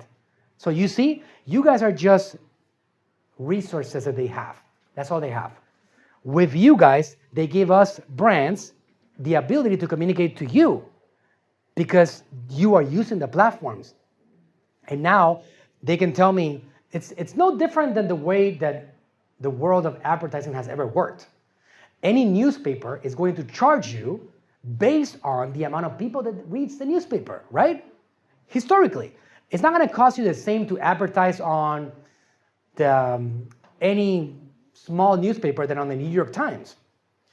The bigger the newspaper, the more they charge you, right? It's called distribution. How many people they actually have that consume that. Facebook is no different. They charge you based on their potential. They know they have a lot of people. They say, okay, good, you can advertise to all these people here, but I'm going to have to charge you for it. Okay, good. And then you actually have competition with other brands, and then you earn the spots. You do targeting based on what they're interested in, whether that's music, whether that's certain demographics, areas that they live in, location targeting. You can do targeting based on pages that they like they like healthy living, organic, a billion combinations. That's targeting. That's how you find the people interested in your music. That's how I find the people interested in my marketing.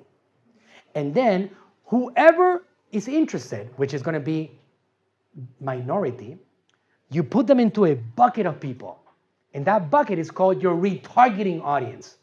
The people that you actually target again with your message. Those people are now warmer people. They're more connected with you. They already have seen you. It's easier to close them on a service than the ones that have never seen you before. One of the things that I can tell you as a policy is that I do not sell to anybody on first contact. I run the marketing for Dr. Eric Berg on all his social media platforms.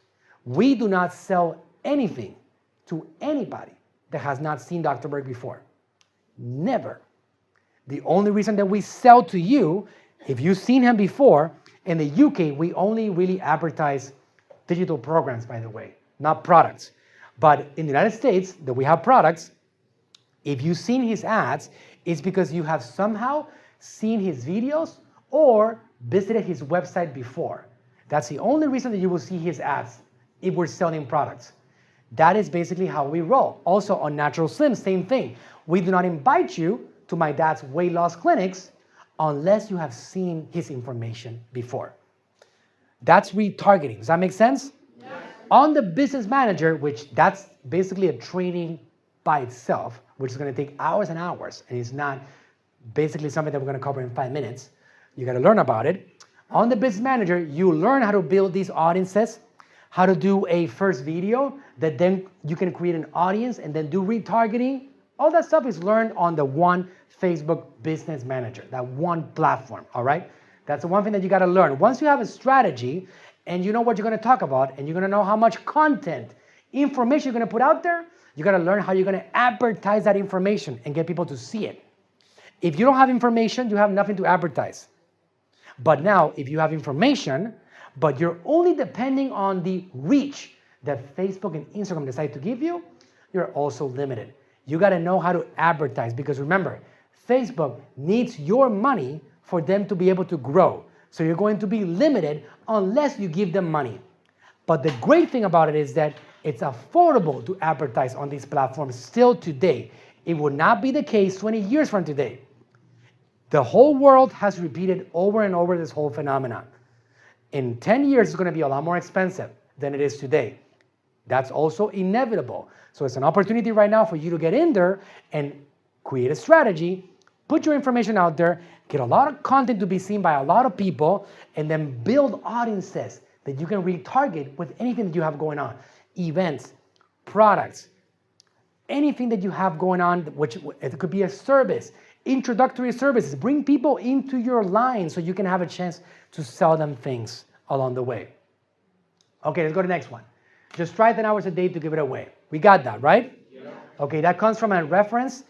We can go back for a second, Charlie. That goes from a reference called, as a lecture, which is a crucial lecture on the subject of marketing, called How and When to Audit. It's a lecture number 7 in the Factors from 1953. This lecture right here gives you the entire roadmap to becoming a great influencer in the social media world, right? Very important one. Keep on going. The funny part of it is, get this magic. All you've got to do is take responsibility for people and be interested in people and make sure that these people are interested in what's going on, and you can't drive them away from the door.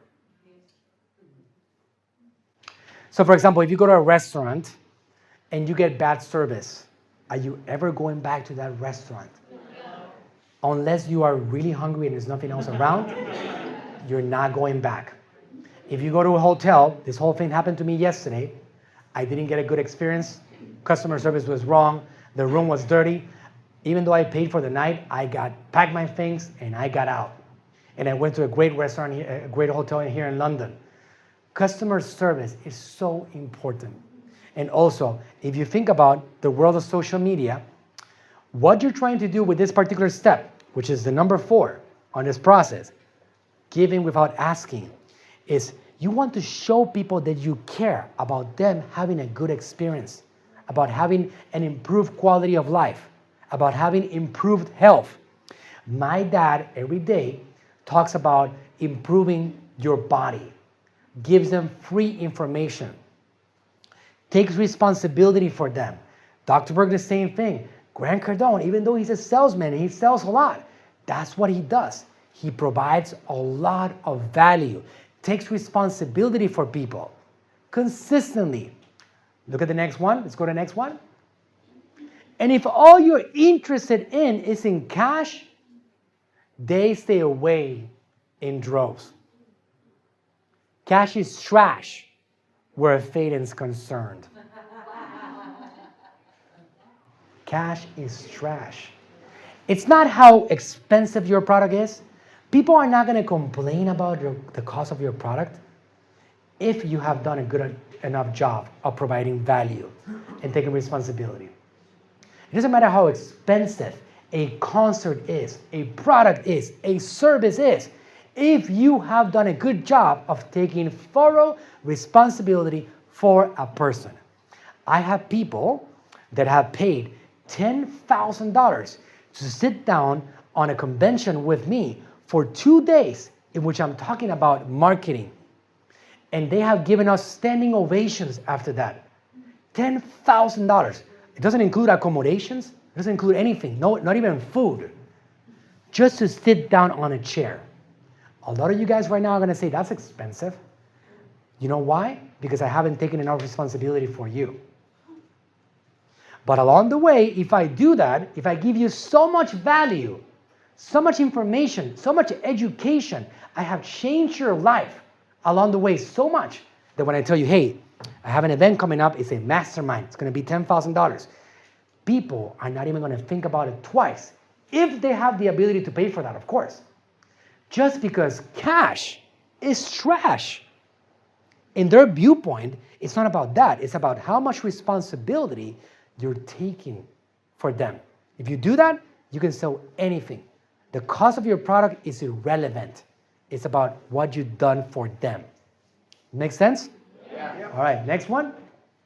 Now, I don't mean to make you disrespectful of cash, but if you take thorough responsibility for the person, he'll turn over his whole bank account. He won't just pay you $500 for a student course. It's easy to that degree. He's talking about this on an OAC lecture in 1958 called Promotion and Registration.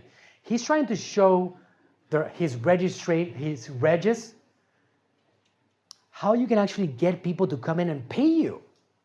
All you gotta do is take responsibility for them, their lives, take care of them, show them that they're important, create systems for them to be able to improve their lives. If you do that, people are gonna be able to pay a lot of money for you because they believe in you, they trust you, they know you're not lying to them. If I call some of my guys, Dr. Bergs, the people of the world that I help, and I told them, I got something for you, we gotta get this done, it's gonna cost you $50,000. Trust me. You know that they just do it? Because I have taken far responsibility for them. That's how it works. All right, next one. Fifth secret, final one. You guys ready for it? Yeah. It's only been 2 hours, guys, right? Persistence and patience. So again, just to recap, what do we have? What is the winning formula here? Knowledge, hard work, outflow. Very important. We cannot do without that one. What's the fourth one? No. Give it away. Okay, good. All right. Giving information away without expectations of return. And then we got persistence and patience. Let's see what it already says. There doesn't happen to be any such thing as failure.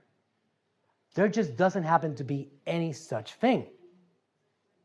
But of course, you all want to agree there's such a thing as failure, so you can have a reason to fail, so you won't have to be caused. That's another thing. But there isn't any reason to fail. There's no excuse for any failure that ever occurred any place in history except this. There was just not quite enough carry through and push through. No reason for failure. Sure, there's going to be a lot of barriers along the way. It's inevitable. It's all part of the process. Maybe you do a process, maybe you do a product that people didn't like. Get over it. Create a new product. Maybe your service needs to be adjusted because people are not accepting it well. Adjust it and keep on going. It's all part of the process. But if you want to have success, the only one that stops you from getting there is yourself. Not the government, not the economy, not your wife, not your neighbor, not your church, no one. You are the only one driving that engine towards your success. Does that make sense? Yeah. If you guys don't accomplish it, it's not because the world around you failed you, it's because you failed yourself. Some people have the energy in them to get there faster.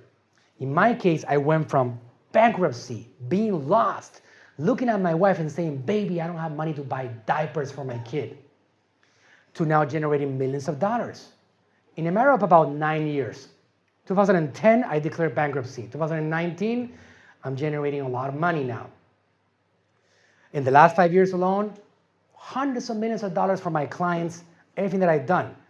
So it's been quite fast, what I've done. It started with a lot of decisions, and along the way, there was a lot of difficult things. But hey, I picked myself up, and I kept on going. I still go through difficult things.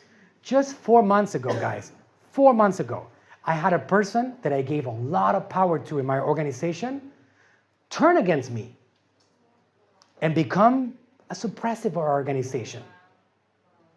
This individual, I got out. There was a lot of destruction left behind. A lot of destruction. And I've been picking up still. It's all part of the process. You pick up yourself, you keep on going, you fix what got broken, and you keep on battling out. Because again, your success depends on you. If you give up, well, that's too bad because you had dreams and goals. But the whole process it's crazy because a lot of people think about, you see me now, right? You see this.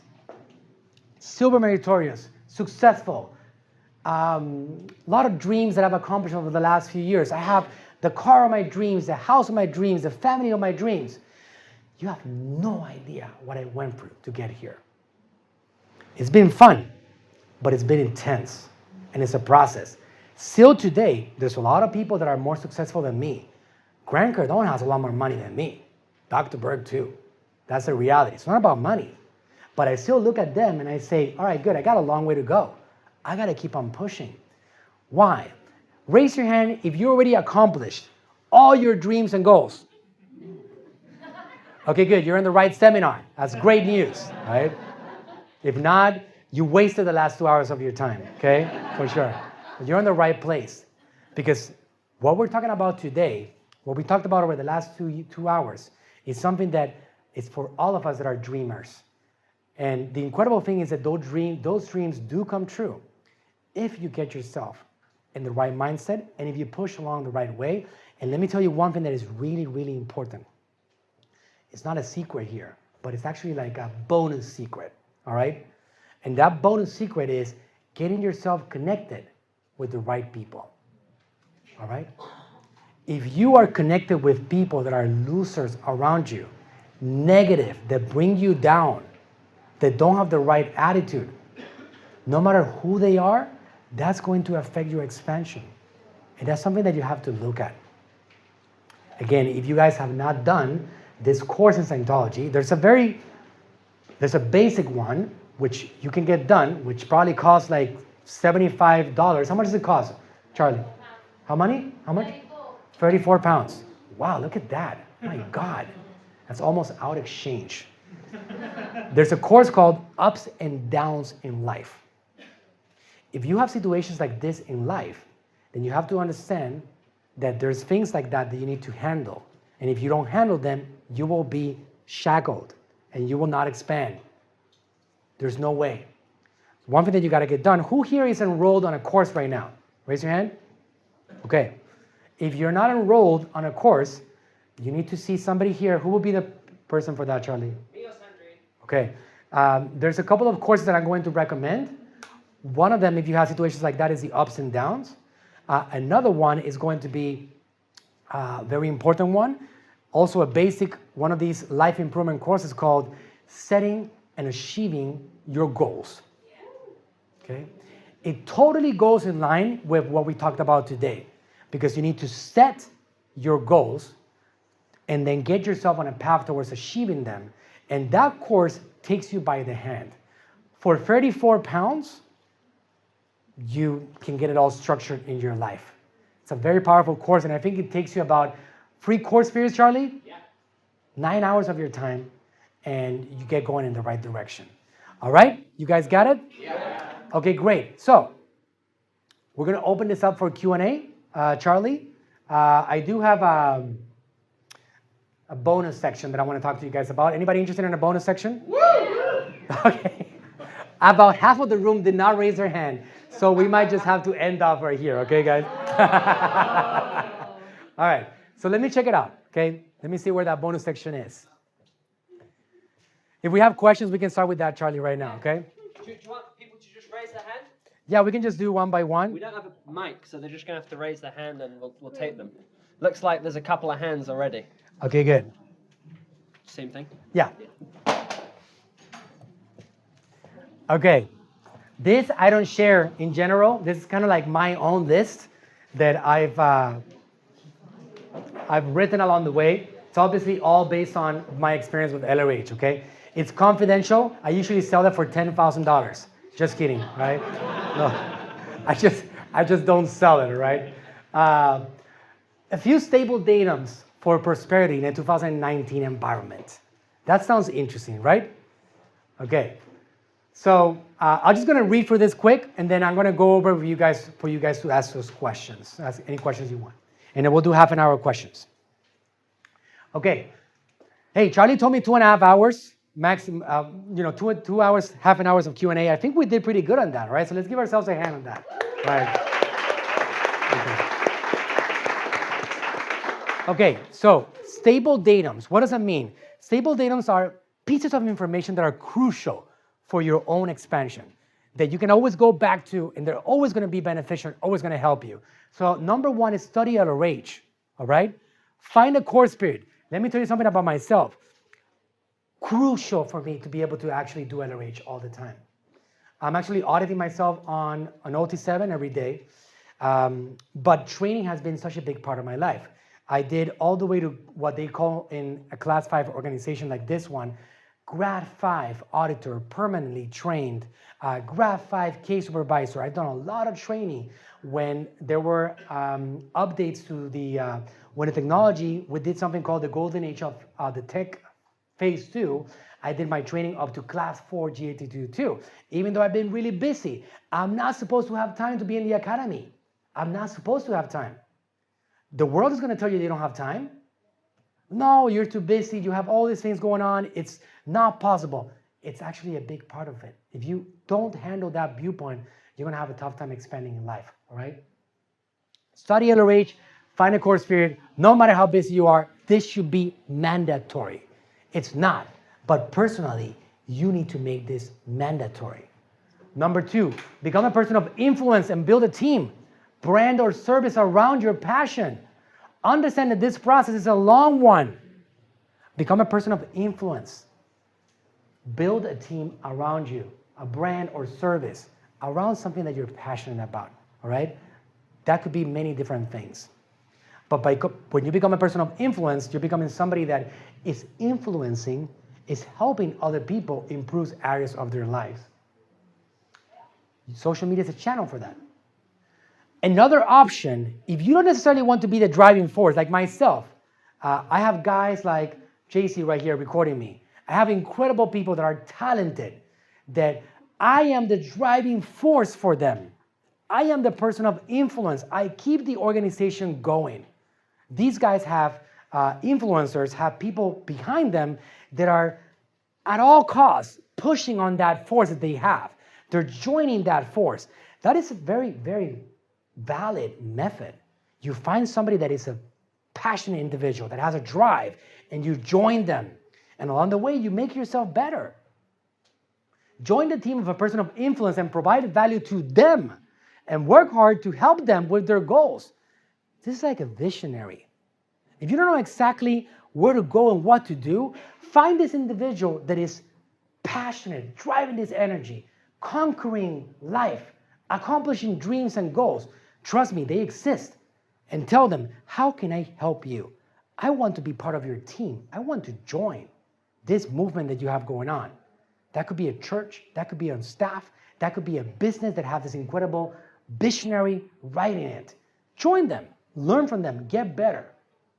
Number 4, become obsessed and learn about e-commerce platforms like Amazon. Online platforms. They're just getting started. Find a few mentors, 2 or 3 at the most, that can teach you the ropes of these platforms and work hard at understanding them every day. Don't find 100 mentors. That's just going to confuse you, all right? LRH, stable datum. Find a couple of people out there. Grant Cardone teaching you about real estate. Manuel Suarez teaching you about Facebook marketing. You have a few people teaching you about these platforms, and you stick with them and learn from them every single day. 2, 3 at max. No more than that, all right? There's a lot to learn. I still learn every day. Find 2 or 3 of them and learn every single day something new. If you go to bed and you ask yourself, what did I learn today? And you cannot come up with an answer, get yourself out of that bed. And go learn something new before you go to bed. There's no excuse for you to not learn something new every single day. That could be half an hour, that could be 2 hours. That could be 5 hours. There's 24 hours in a day. It's a lot of time. Number 5, understand that hypnosis we talked about that, is key to expansion. You can't be operating based on past facts. Operate in present time. The survival rundown is a permanent handling for this. Who here has done a survival rundown? Okay. Whoever has to get it done, figure out what you need to do to get it done. Because it's going to get you in present time. If you want to win in life, you have to win being in present time. Otherwise, you won't be able to. So it's a very permanent handling for that. Number 6, audit your environment. I talked about this along the way. Stay away or handle these negative people that are stopping you from expanding. Get close to like-minded people and you will be surprised how fast you start seeing yourself expand. Attend as many conventions as possible, especially freelance conventions, even if you feel you can't afford them. I'm a big freelance advocate, obviously. I've been going to the freelance and speaking over there for the last few years. You get to disconnect from the physical universe temporarily, make decisions, get strategies, implement things in your life, and now you start doing better because of it. Okay? Very important point. But no matter what, come to flag events, come to the London org events, be active, stay active, connect with the world. If you stay connected with the people that are like-minded, they want to go up, there's only 2 directions. Only 2. If anybody taught you that there's other directions, it's false. There's either expand, survive, or succumb. That's it. If you are thinking that you like your status quo, you're actually going down. Do you know that? If you like the way you are at, and you're not working on expansion, you are actually succumbing, all right? Because the world is changing around you, and you're not adjusting and changing with it and making yourself better along the way. So there's either survival or succumb. You want to make sure that you're surviving. Very important. Okay? So being connected with the right people, masterminds, seminars, events, freelance seminars, London org seminars, whatever it is that's going on, is going to be crucial for your expansion. Number 7, if you're an employee, who's an employee? Raise your hand. It's okay. All right? Make sure, it's important, make sure your work environment is sane and uptone. After all, it's just 70% of your time, right? If it's a suppressive environment, it doesn't validate the upstat, encourage production and expansion, start looking for a new environment ASAP. This will be a large factor to your success across the dynamics. So if you have a job that the environment is suppressive, that doesn't feed your universe, it doesn't help you expand and flourish, you got to find a new one, right? When you're a staff member in Scientology, we're always pushing towards, I've been a staff member for 10 years. When you're a staff member, we're always pushing to make each other better. Go to course, get auditing. Go to course, get auditing. It's actually mandatory to improve yourself when you're in the Church of Scientology. Why is it any different out there? Make sure that when you're working on a job, you're always looking to improve yourself, and your staff around you and your bosses are always pushing you towards expansion. If that's not happening, you're in the wrong place. Any dreams and goals are not going to happen. So make sure you start looking out. I know it's difficult because you have a safe and secure job, but safe and secure job is just that. It is nothing else than being, I don't want to get into technical, but there's a condition in Scientology called PTSness. You're a potential trouble source. If you're just obsessed with safe and secureness, you're going to be a little bit PTS to the middle class, the environment, and you don't want that, all right? You want to make sure that you put yourself in a position in which you can grow, consistently grow as a being. Very important. Number 8, last but not least, be kind to people, be social, engage, provide value consistently without expectations. Be nice. If you do that to people, if you consistently make yourself somebody easy to talk to, it's also going to be inevitable. You're going to find yourself expanding. All right? Those are my 8 tips for an expansion in 2019 environment. You got it?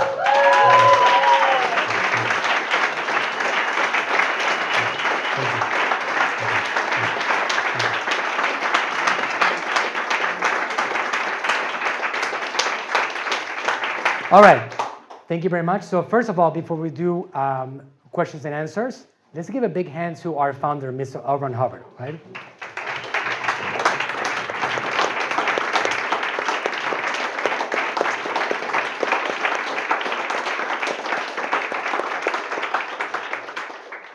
Okay, great. So who has any questions for me?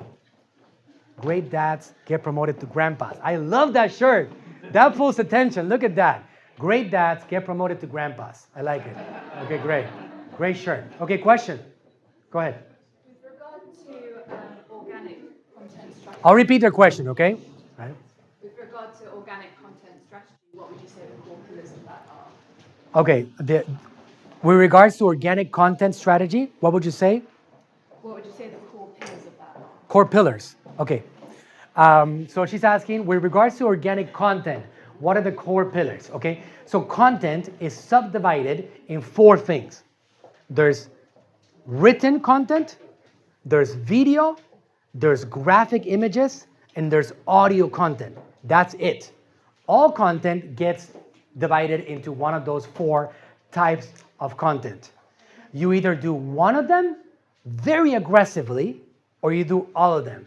My recommendation is that if you feel comfortable, you do all of them. And you do as much as possible on all of them. I'll give you more in a second.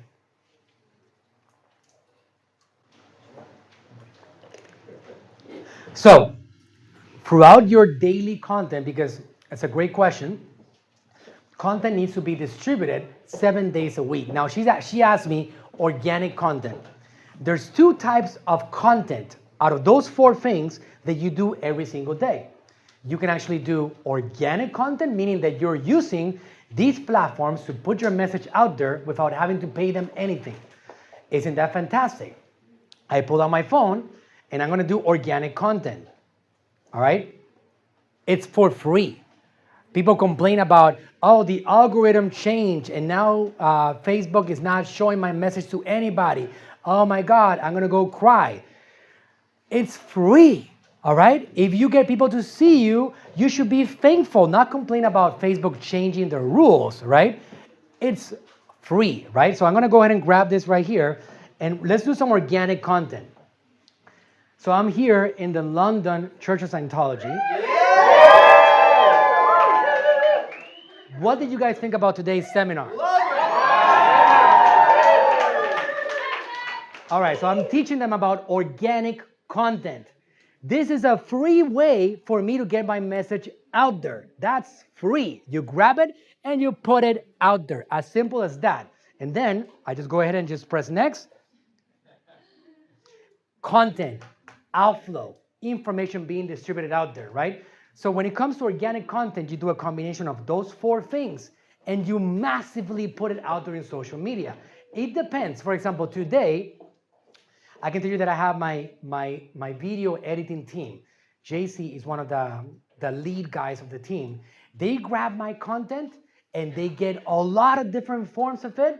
And they put, for example, you'll see things being posted today in social media from seminars that I did 2 years ago. Why? Because I need a lot of content to be put out there. So my order to them is that, hey, grab my content and just do whatever you have to do to get a ton of content out there being put every single day.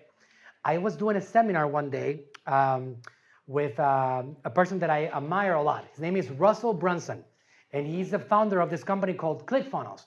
And he was describing what these platforms were, each one. I loved it. It was a great, great analogy of each one. Facebook is kind of like a talk show. You go in there and you talk about your life. You do Facebook Lives. You interview people. You post things that are happening, your events, your activities, success stories, testimonials, all the time, consistently. Instagram is like your reality TV show.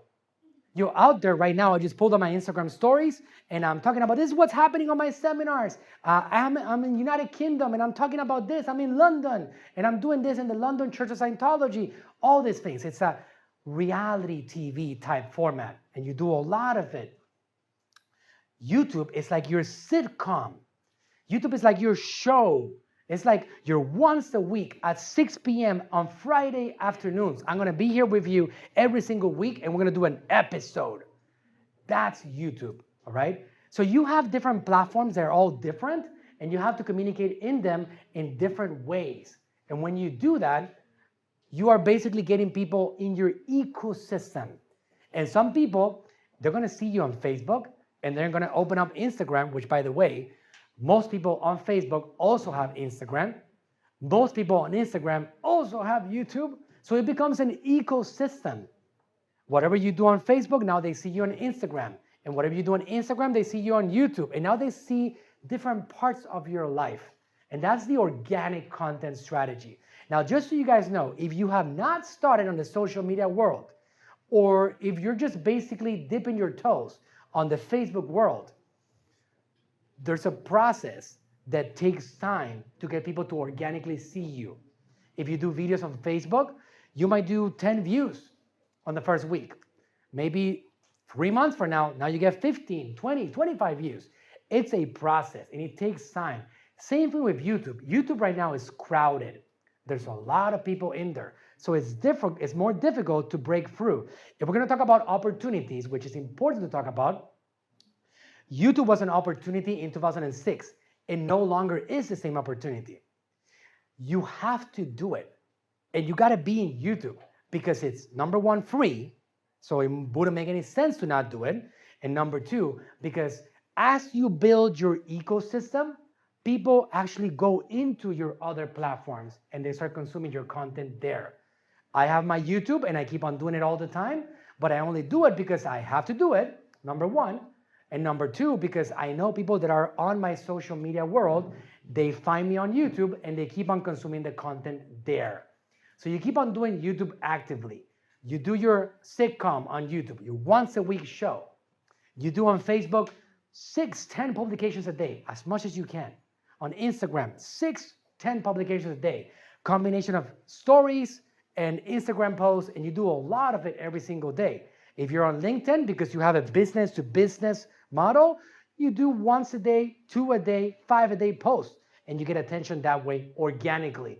And do a lot of it trying to eventually get that one person that is going to be giving you a ton of business. And it eventually happens. And at the same time, you actually go ahead and build your paid advertising strategy. So we got organic, which is free advertising, and you got paid advertising, which you're going to pay Facebook to get your message seen by people, do targeting, and get your message seen by people on Instagram, on stories, on the feed, on Facebook.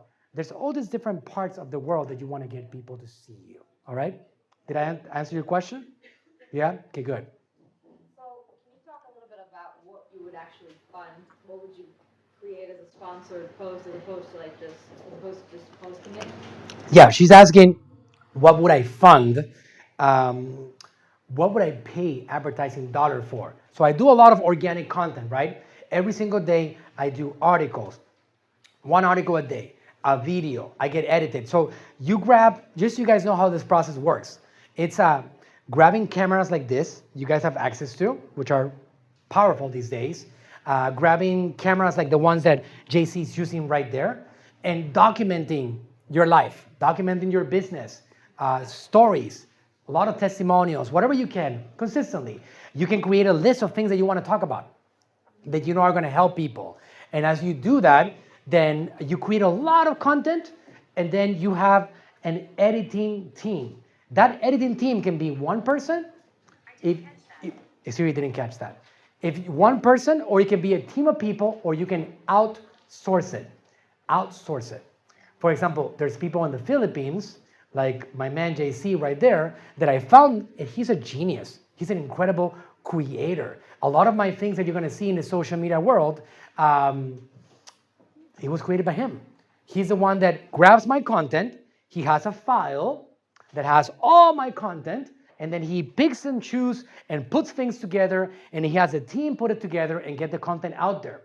So once we put this content out there in the social media world, we now go to platforms like the Facebook Business Manager, and there's a section called Creator Studio. That's what it's called. inside the Biz Manager, in which you can see out of all that content, what's being liked the most by people. What got the most likes, the most shares, the most engagement, the most organic reach, and that is your next level survey. Because Facebook is giving you data. Just so you guys understand how this works.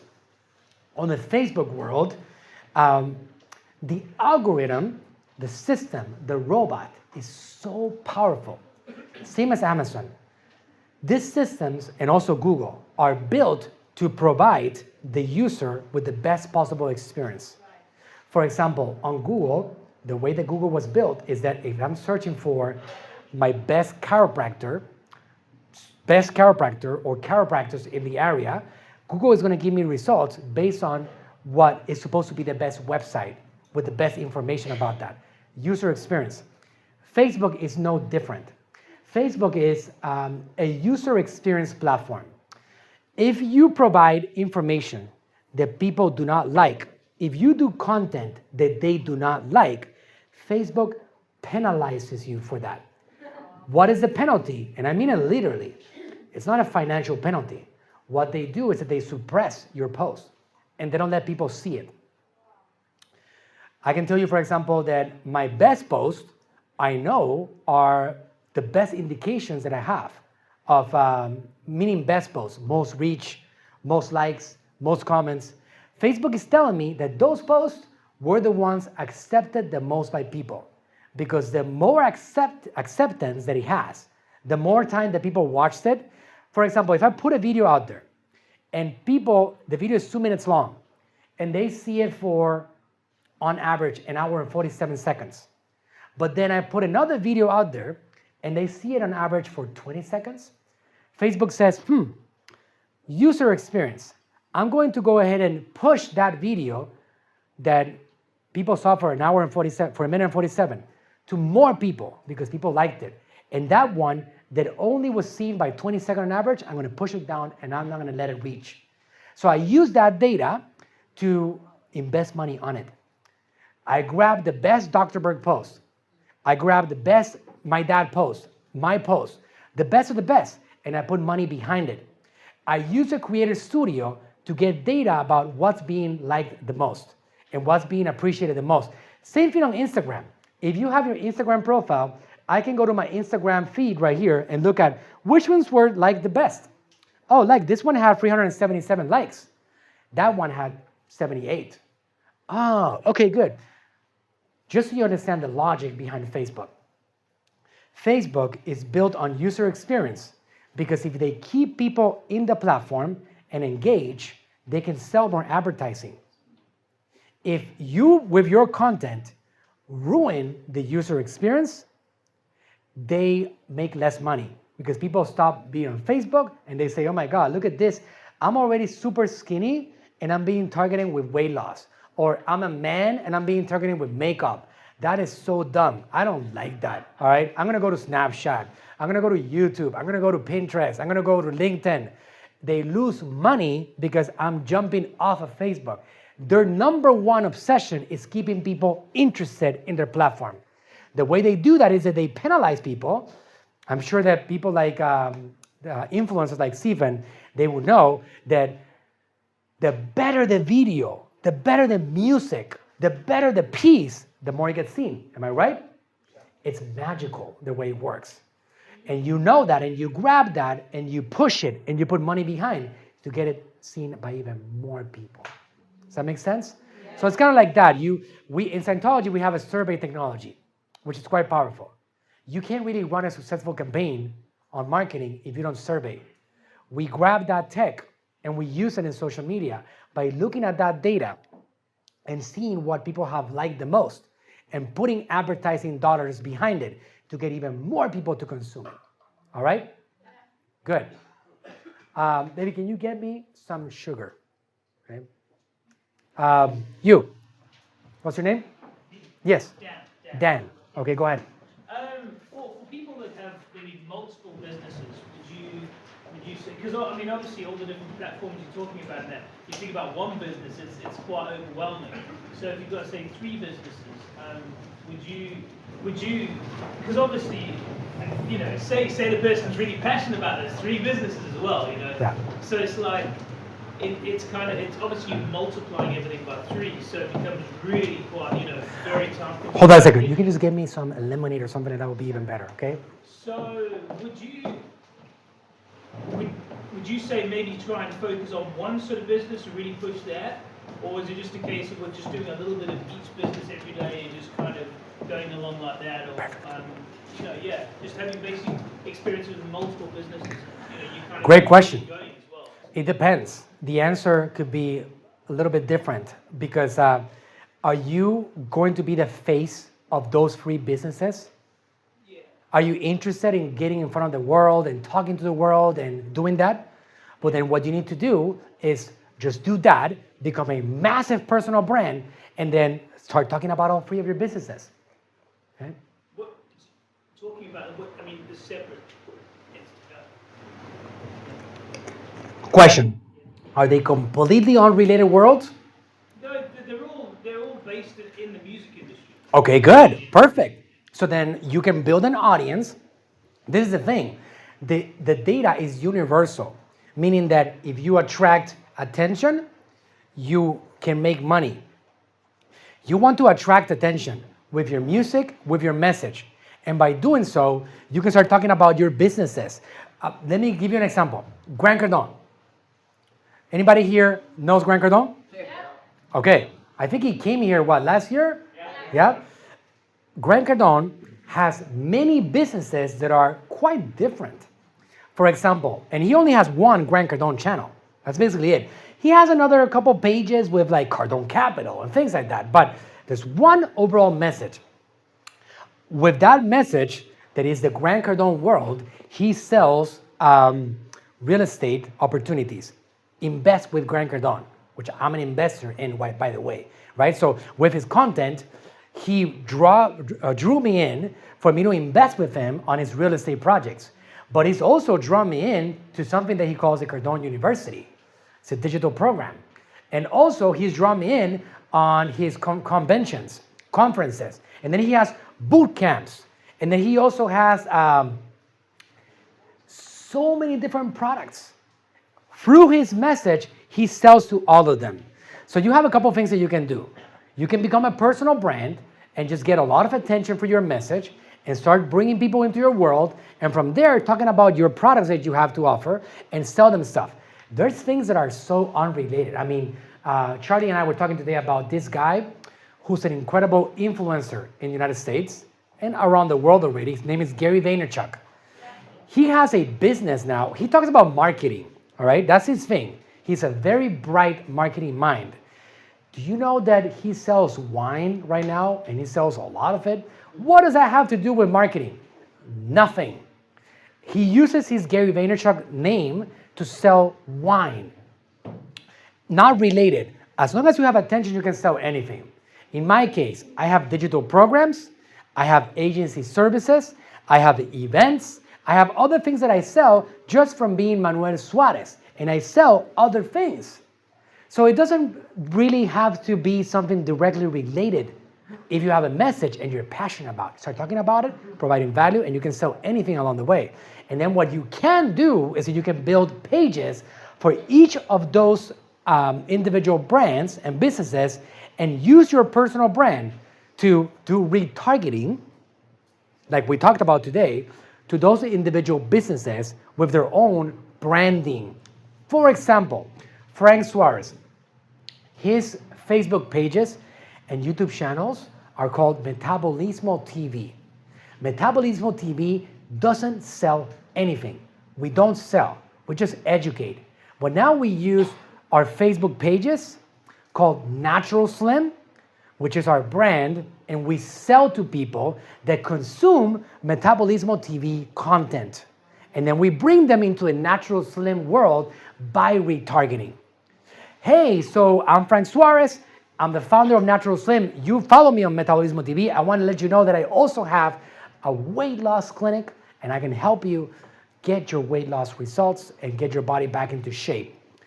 And we connect them, both worlds, consistently connecting both worlds. Does that make sense? One thing that I do very successfully, is that I do webinars, but my podcast, which, by the way, podcasts are 15 minutes long, 30 minutes long, even an hour, because it's a different format. So you can do that on the podcast, right? But podcasts are not social media platforms. So they have all these different placements and formats, but overall, on the first contact, you want to make sure that you have short and simple value, and then build audiences on the Facebook Business Manager. And then on a retargeting, you can do longer form content. And then also on the webinars, you can do 1 hour longs, 1.5 hours long, but only after you brought them into your webinars to educate them on your message. All right? Great question. Anybody? Go ahead. For someone that doesn't have a monetary source to start some form of online business, what would you recommend? Great question. And not ClickFunnels, I take it. And not what? ClickFunnels? No ClickFunnels, you saying? Yeah, which You know ClickFunnels. Yeah. If you don't have a monetary way of getting yourself out there, you got to go with all the organic social media platforms and just start going heavy and doing as much as possible in whatever time that you have, and then keep on learning and looking for the opportunity. There is a quote by a philosopher that I've read about a lot throughout the years. His name is Seneca, and this is something that I use on my seminars. And he says on the word luck, what does it mean to be lucky, right? And he talks about what does it mean to be lucky when preparation meets opportunity, all right?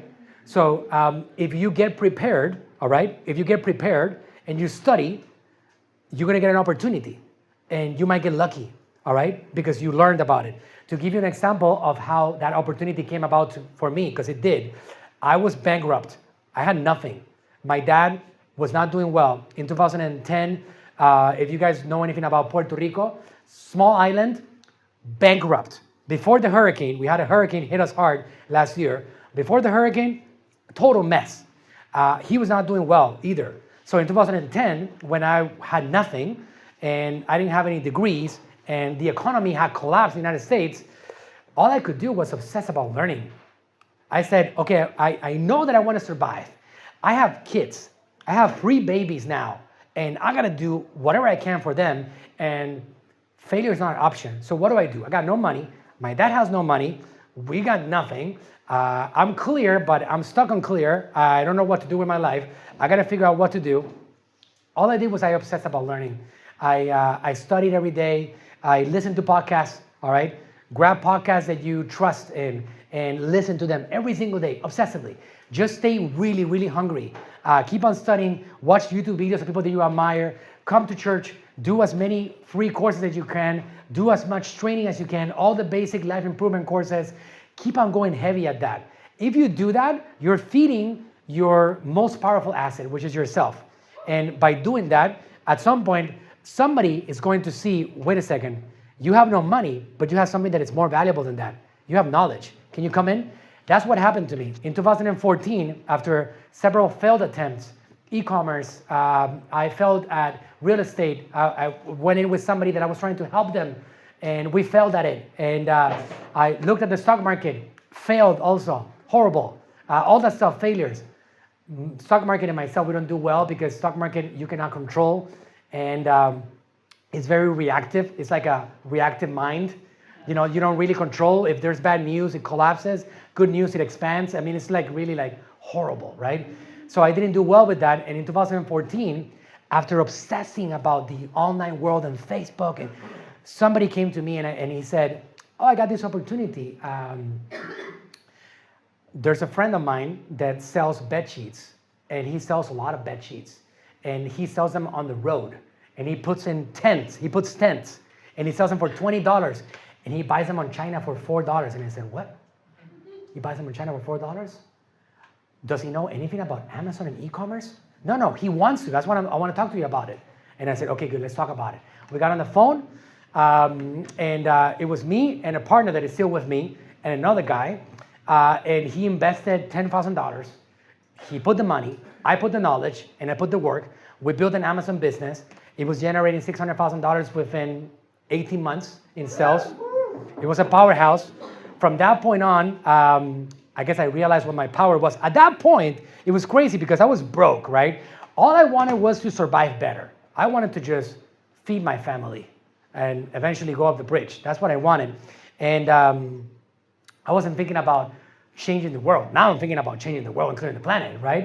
At that point, I was thinking about, man, I just gotta survive. So I just realized that I was good at it, and it started opening up a lot of doors. And in 2015, I looked at my dad, and I saw him struggling, and he wasn't doing that well yet. And oh my God, YouTube is, Dad, we gotta get you in here. And he started doing his YouTube channel, and now it started exploding. The whole thing started going like that. But it was preparation, man. It was just me obsessing about learning and not giving up and just pushing, staying connected to the source, helping people. I kept on helping people. I was on staff. I kept on pushing. Eventually, man, if you keep on going down that route, the opportunity will come. Keep on doing the social media world and outflowing. What do you want to do? What is your message? What is your drive? Even talking about your struggles in life. Even talking about how you want to survive and you can't find a solution. That's outflow. And if you keep on learning about it, eventually you're going to find somebody, hey, I'm trying to build a business. I have some money. Can you come with me? Let's do it. And that's how you do it. All right? Yeah. Okay.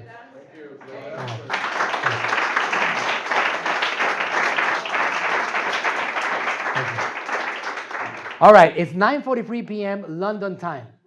I'm fresh. It's 4:43 for me. All right? Okay, so Charlie. What? Any last questions? Any questions? Any last questions? When it comes to content and providing value, is there a way that you get to the point that you run out of content? That's a How can fantastic. you keep? Hey, I'm so glad you asked me that question. It's a really good question. His question is basically, do you ever run out of content? All right, if you're doing content, the answer is no. Next question. No, I'm just kidding. Okay. No, seriously, I actually asked this question to my father. All right, my father has 2,000 episodes on YouTube. 2,000. Okay. Dr. Berg, he does 14 episodes every single week. 14 YouTube episodes every single week. All right. These episodes are 5-6 minutes long. He does them every day. He has the marketing department, right? We're doing his marketing. He just focuses on being the actual person doing the content. So you got to get to a point in which you can do the amount of content that he does. But the short answer is absolutely not. When you're passionate about a subject, that could be traveling, that could be accounting, that could be real estate, no matter what, you never run out. I can keep on talking about content all day long. You know what I do?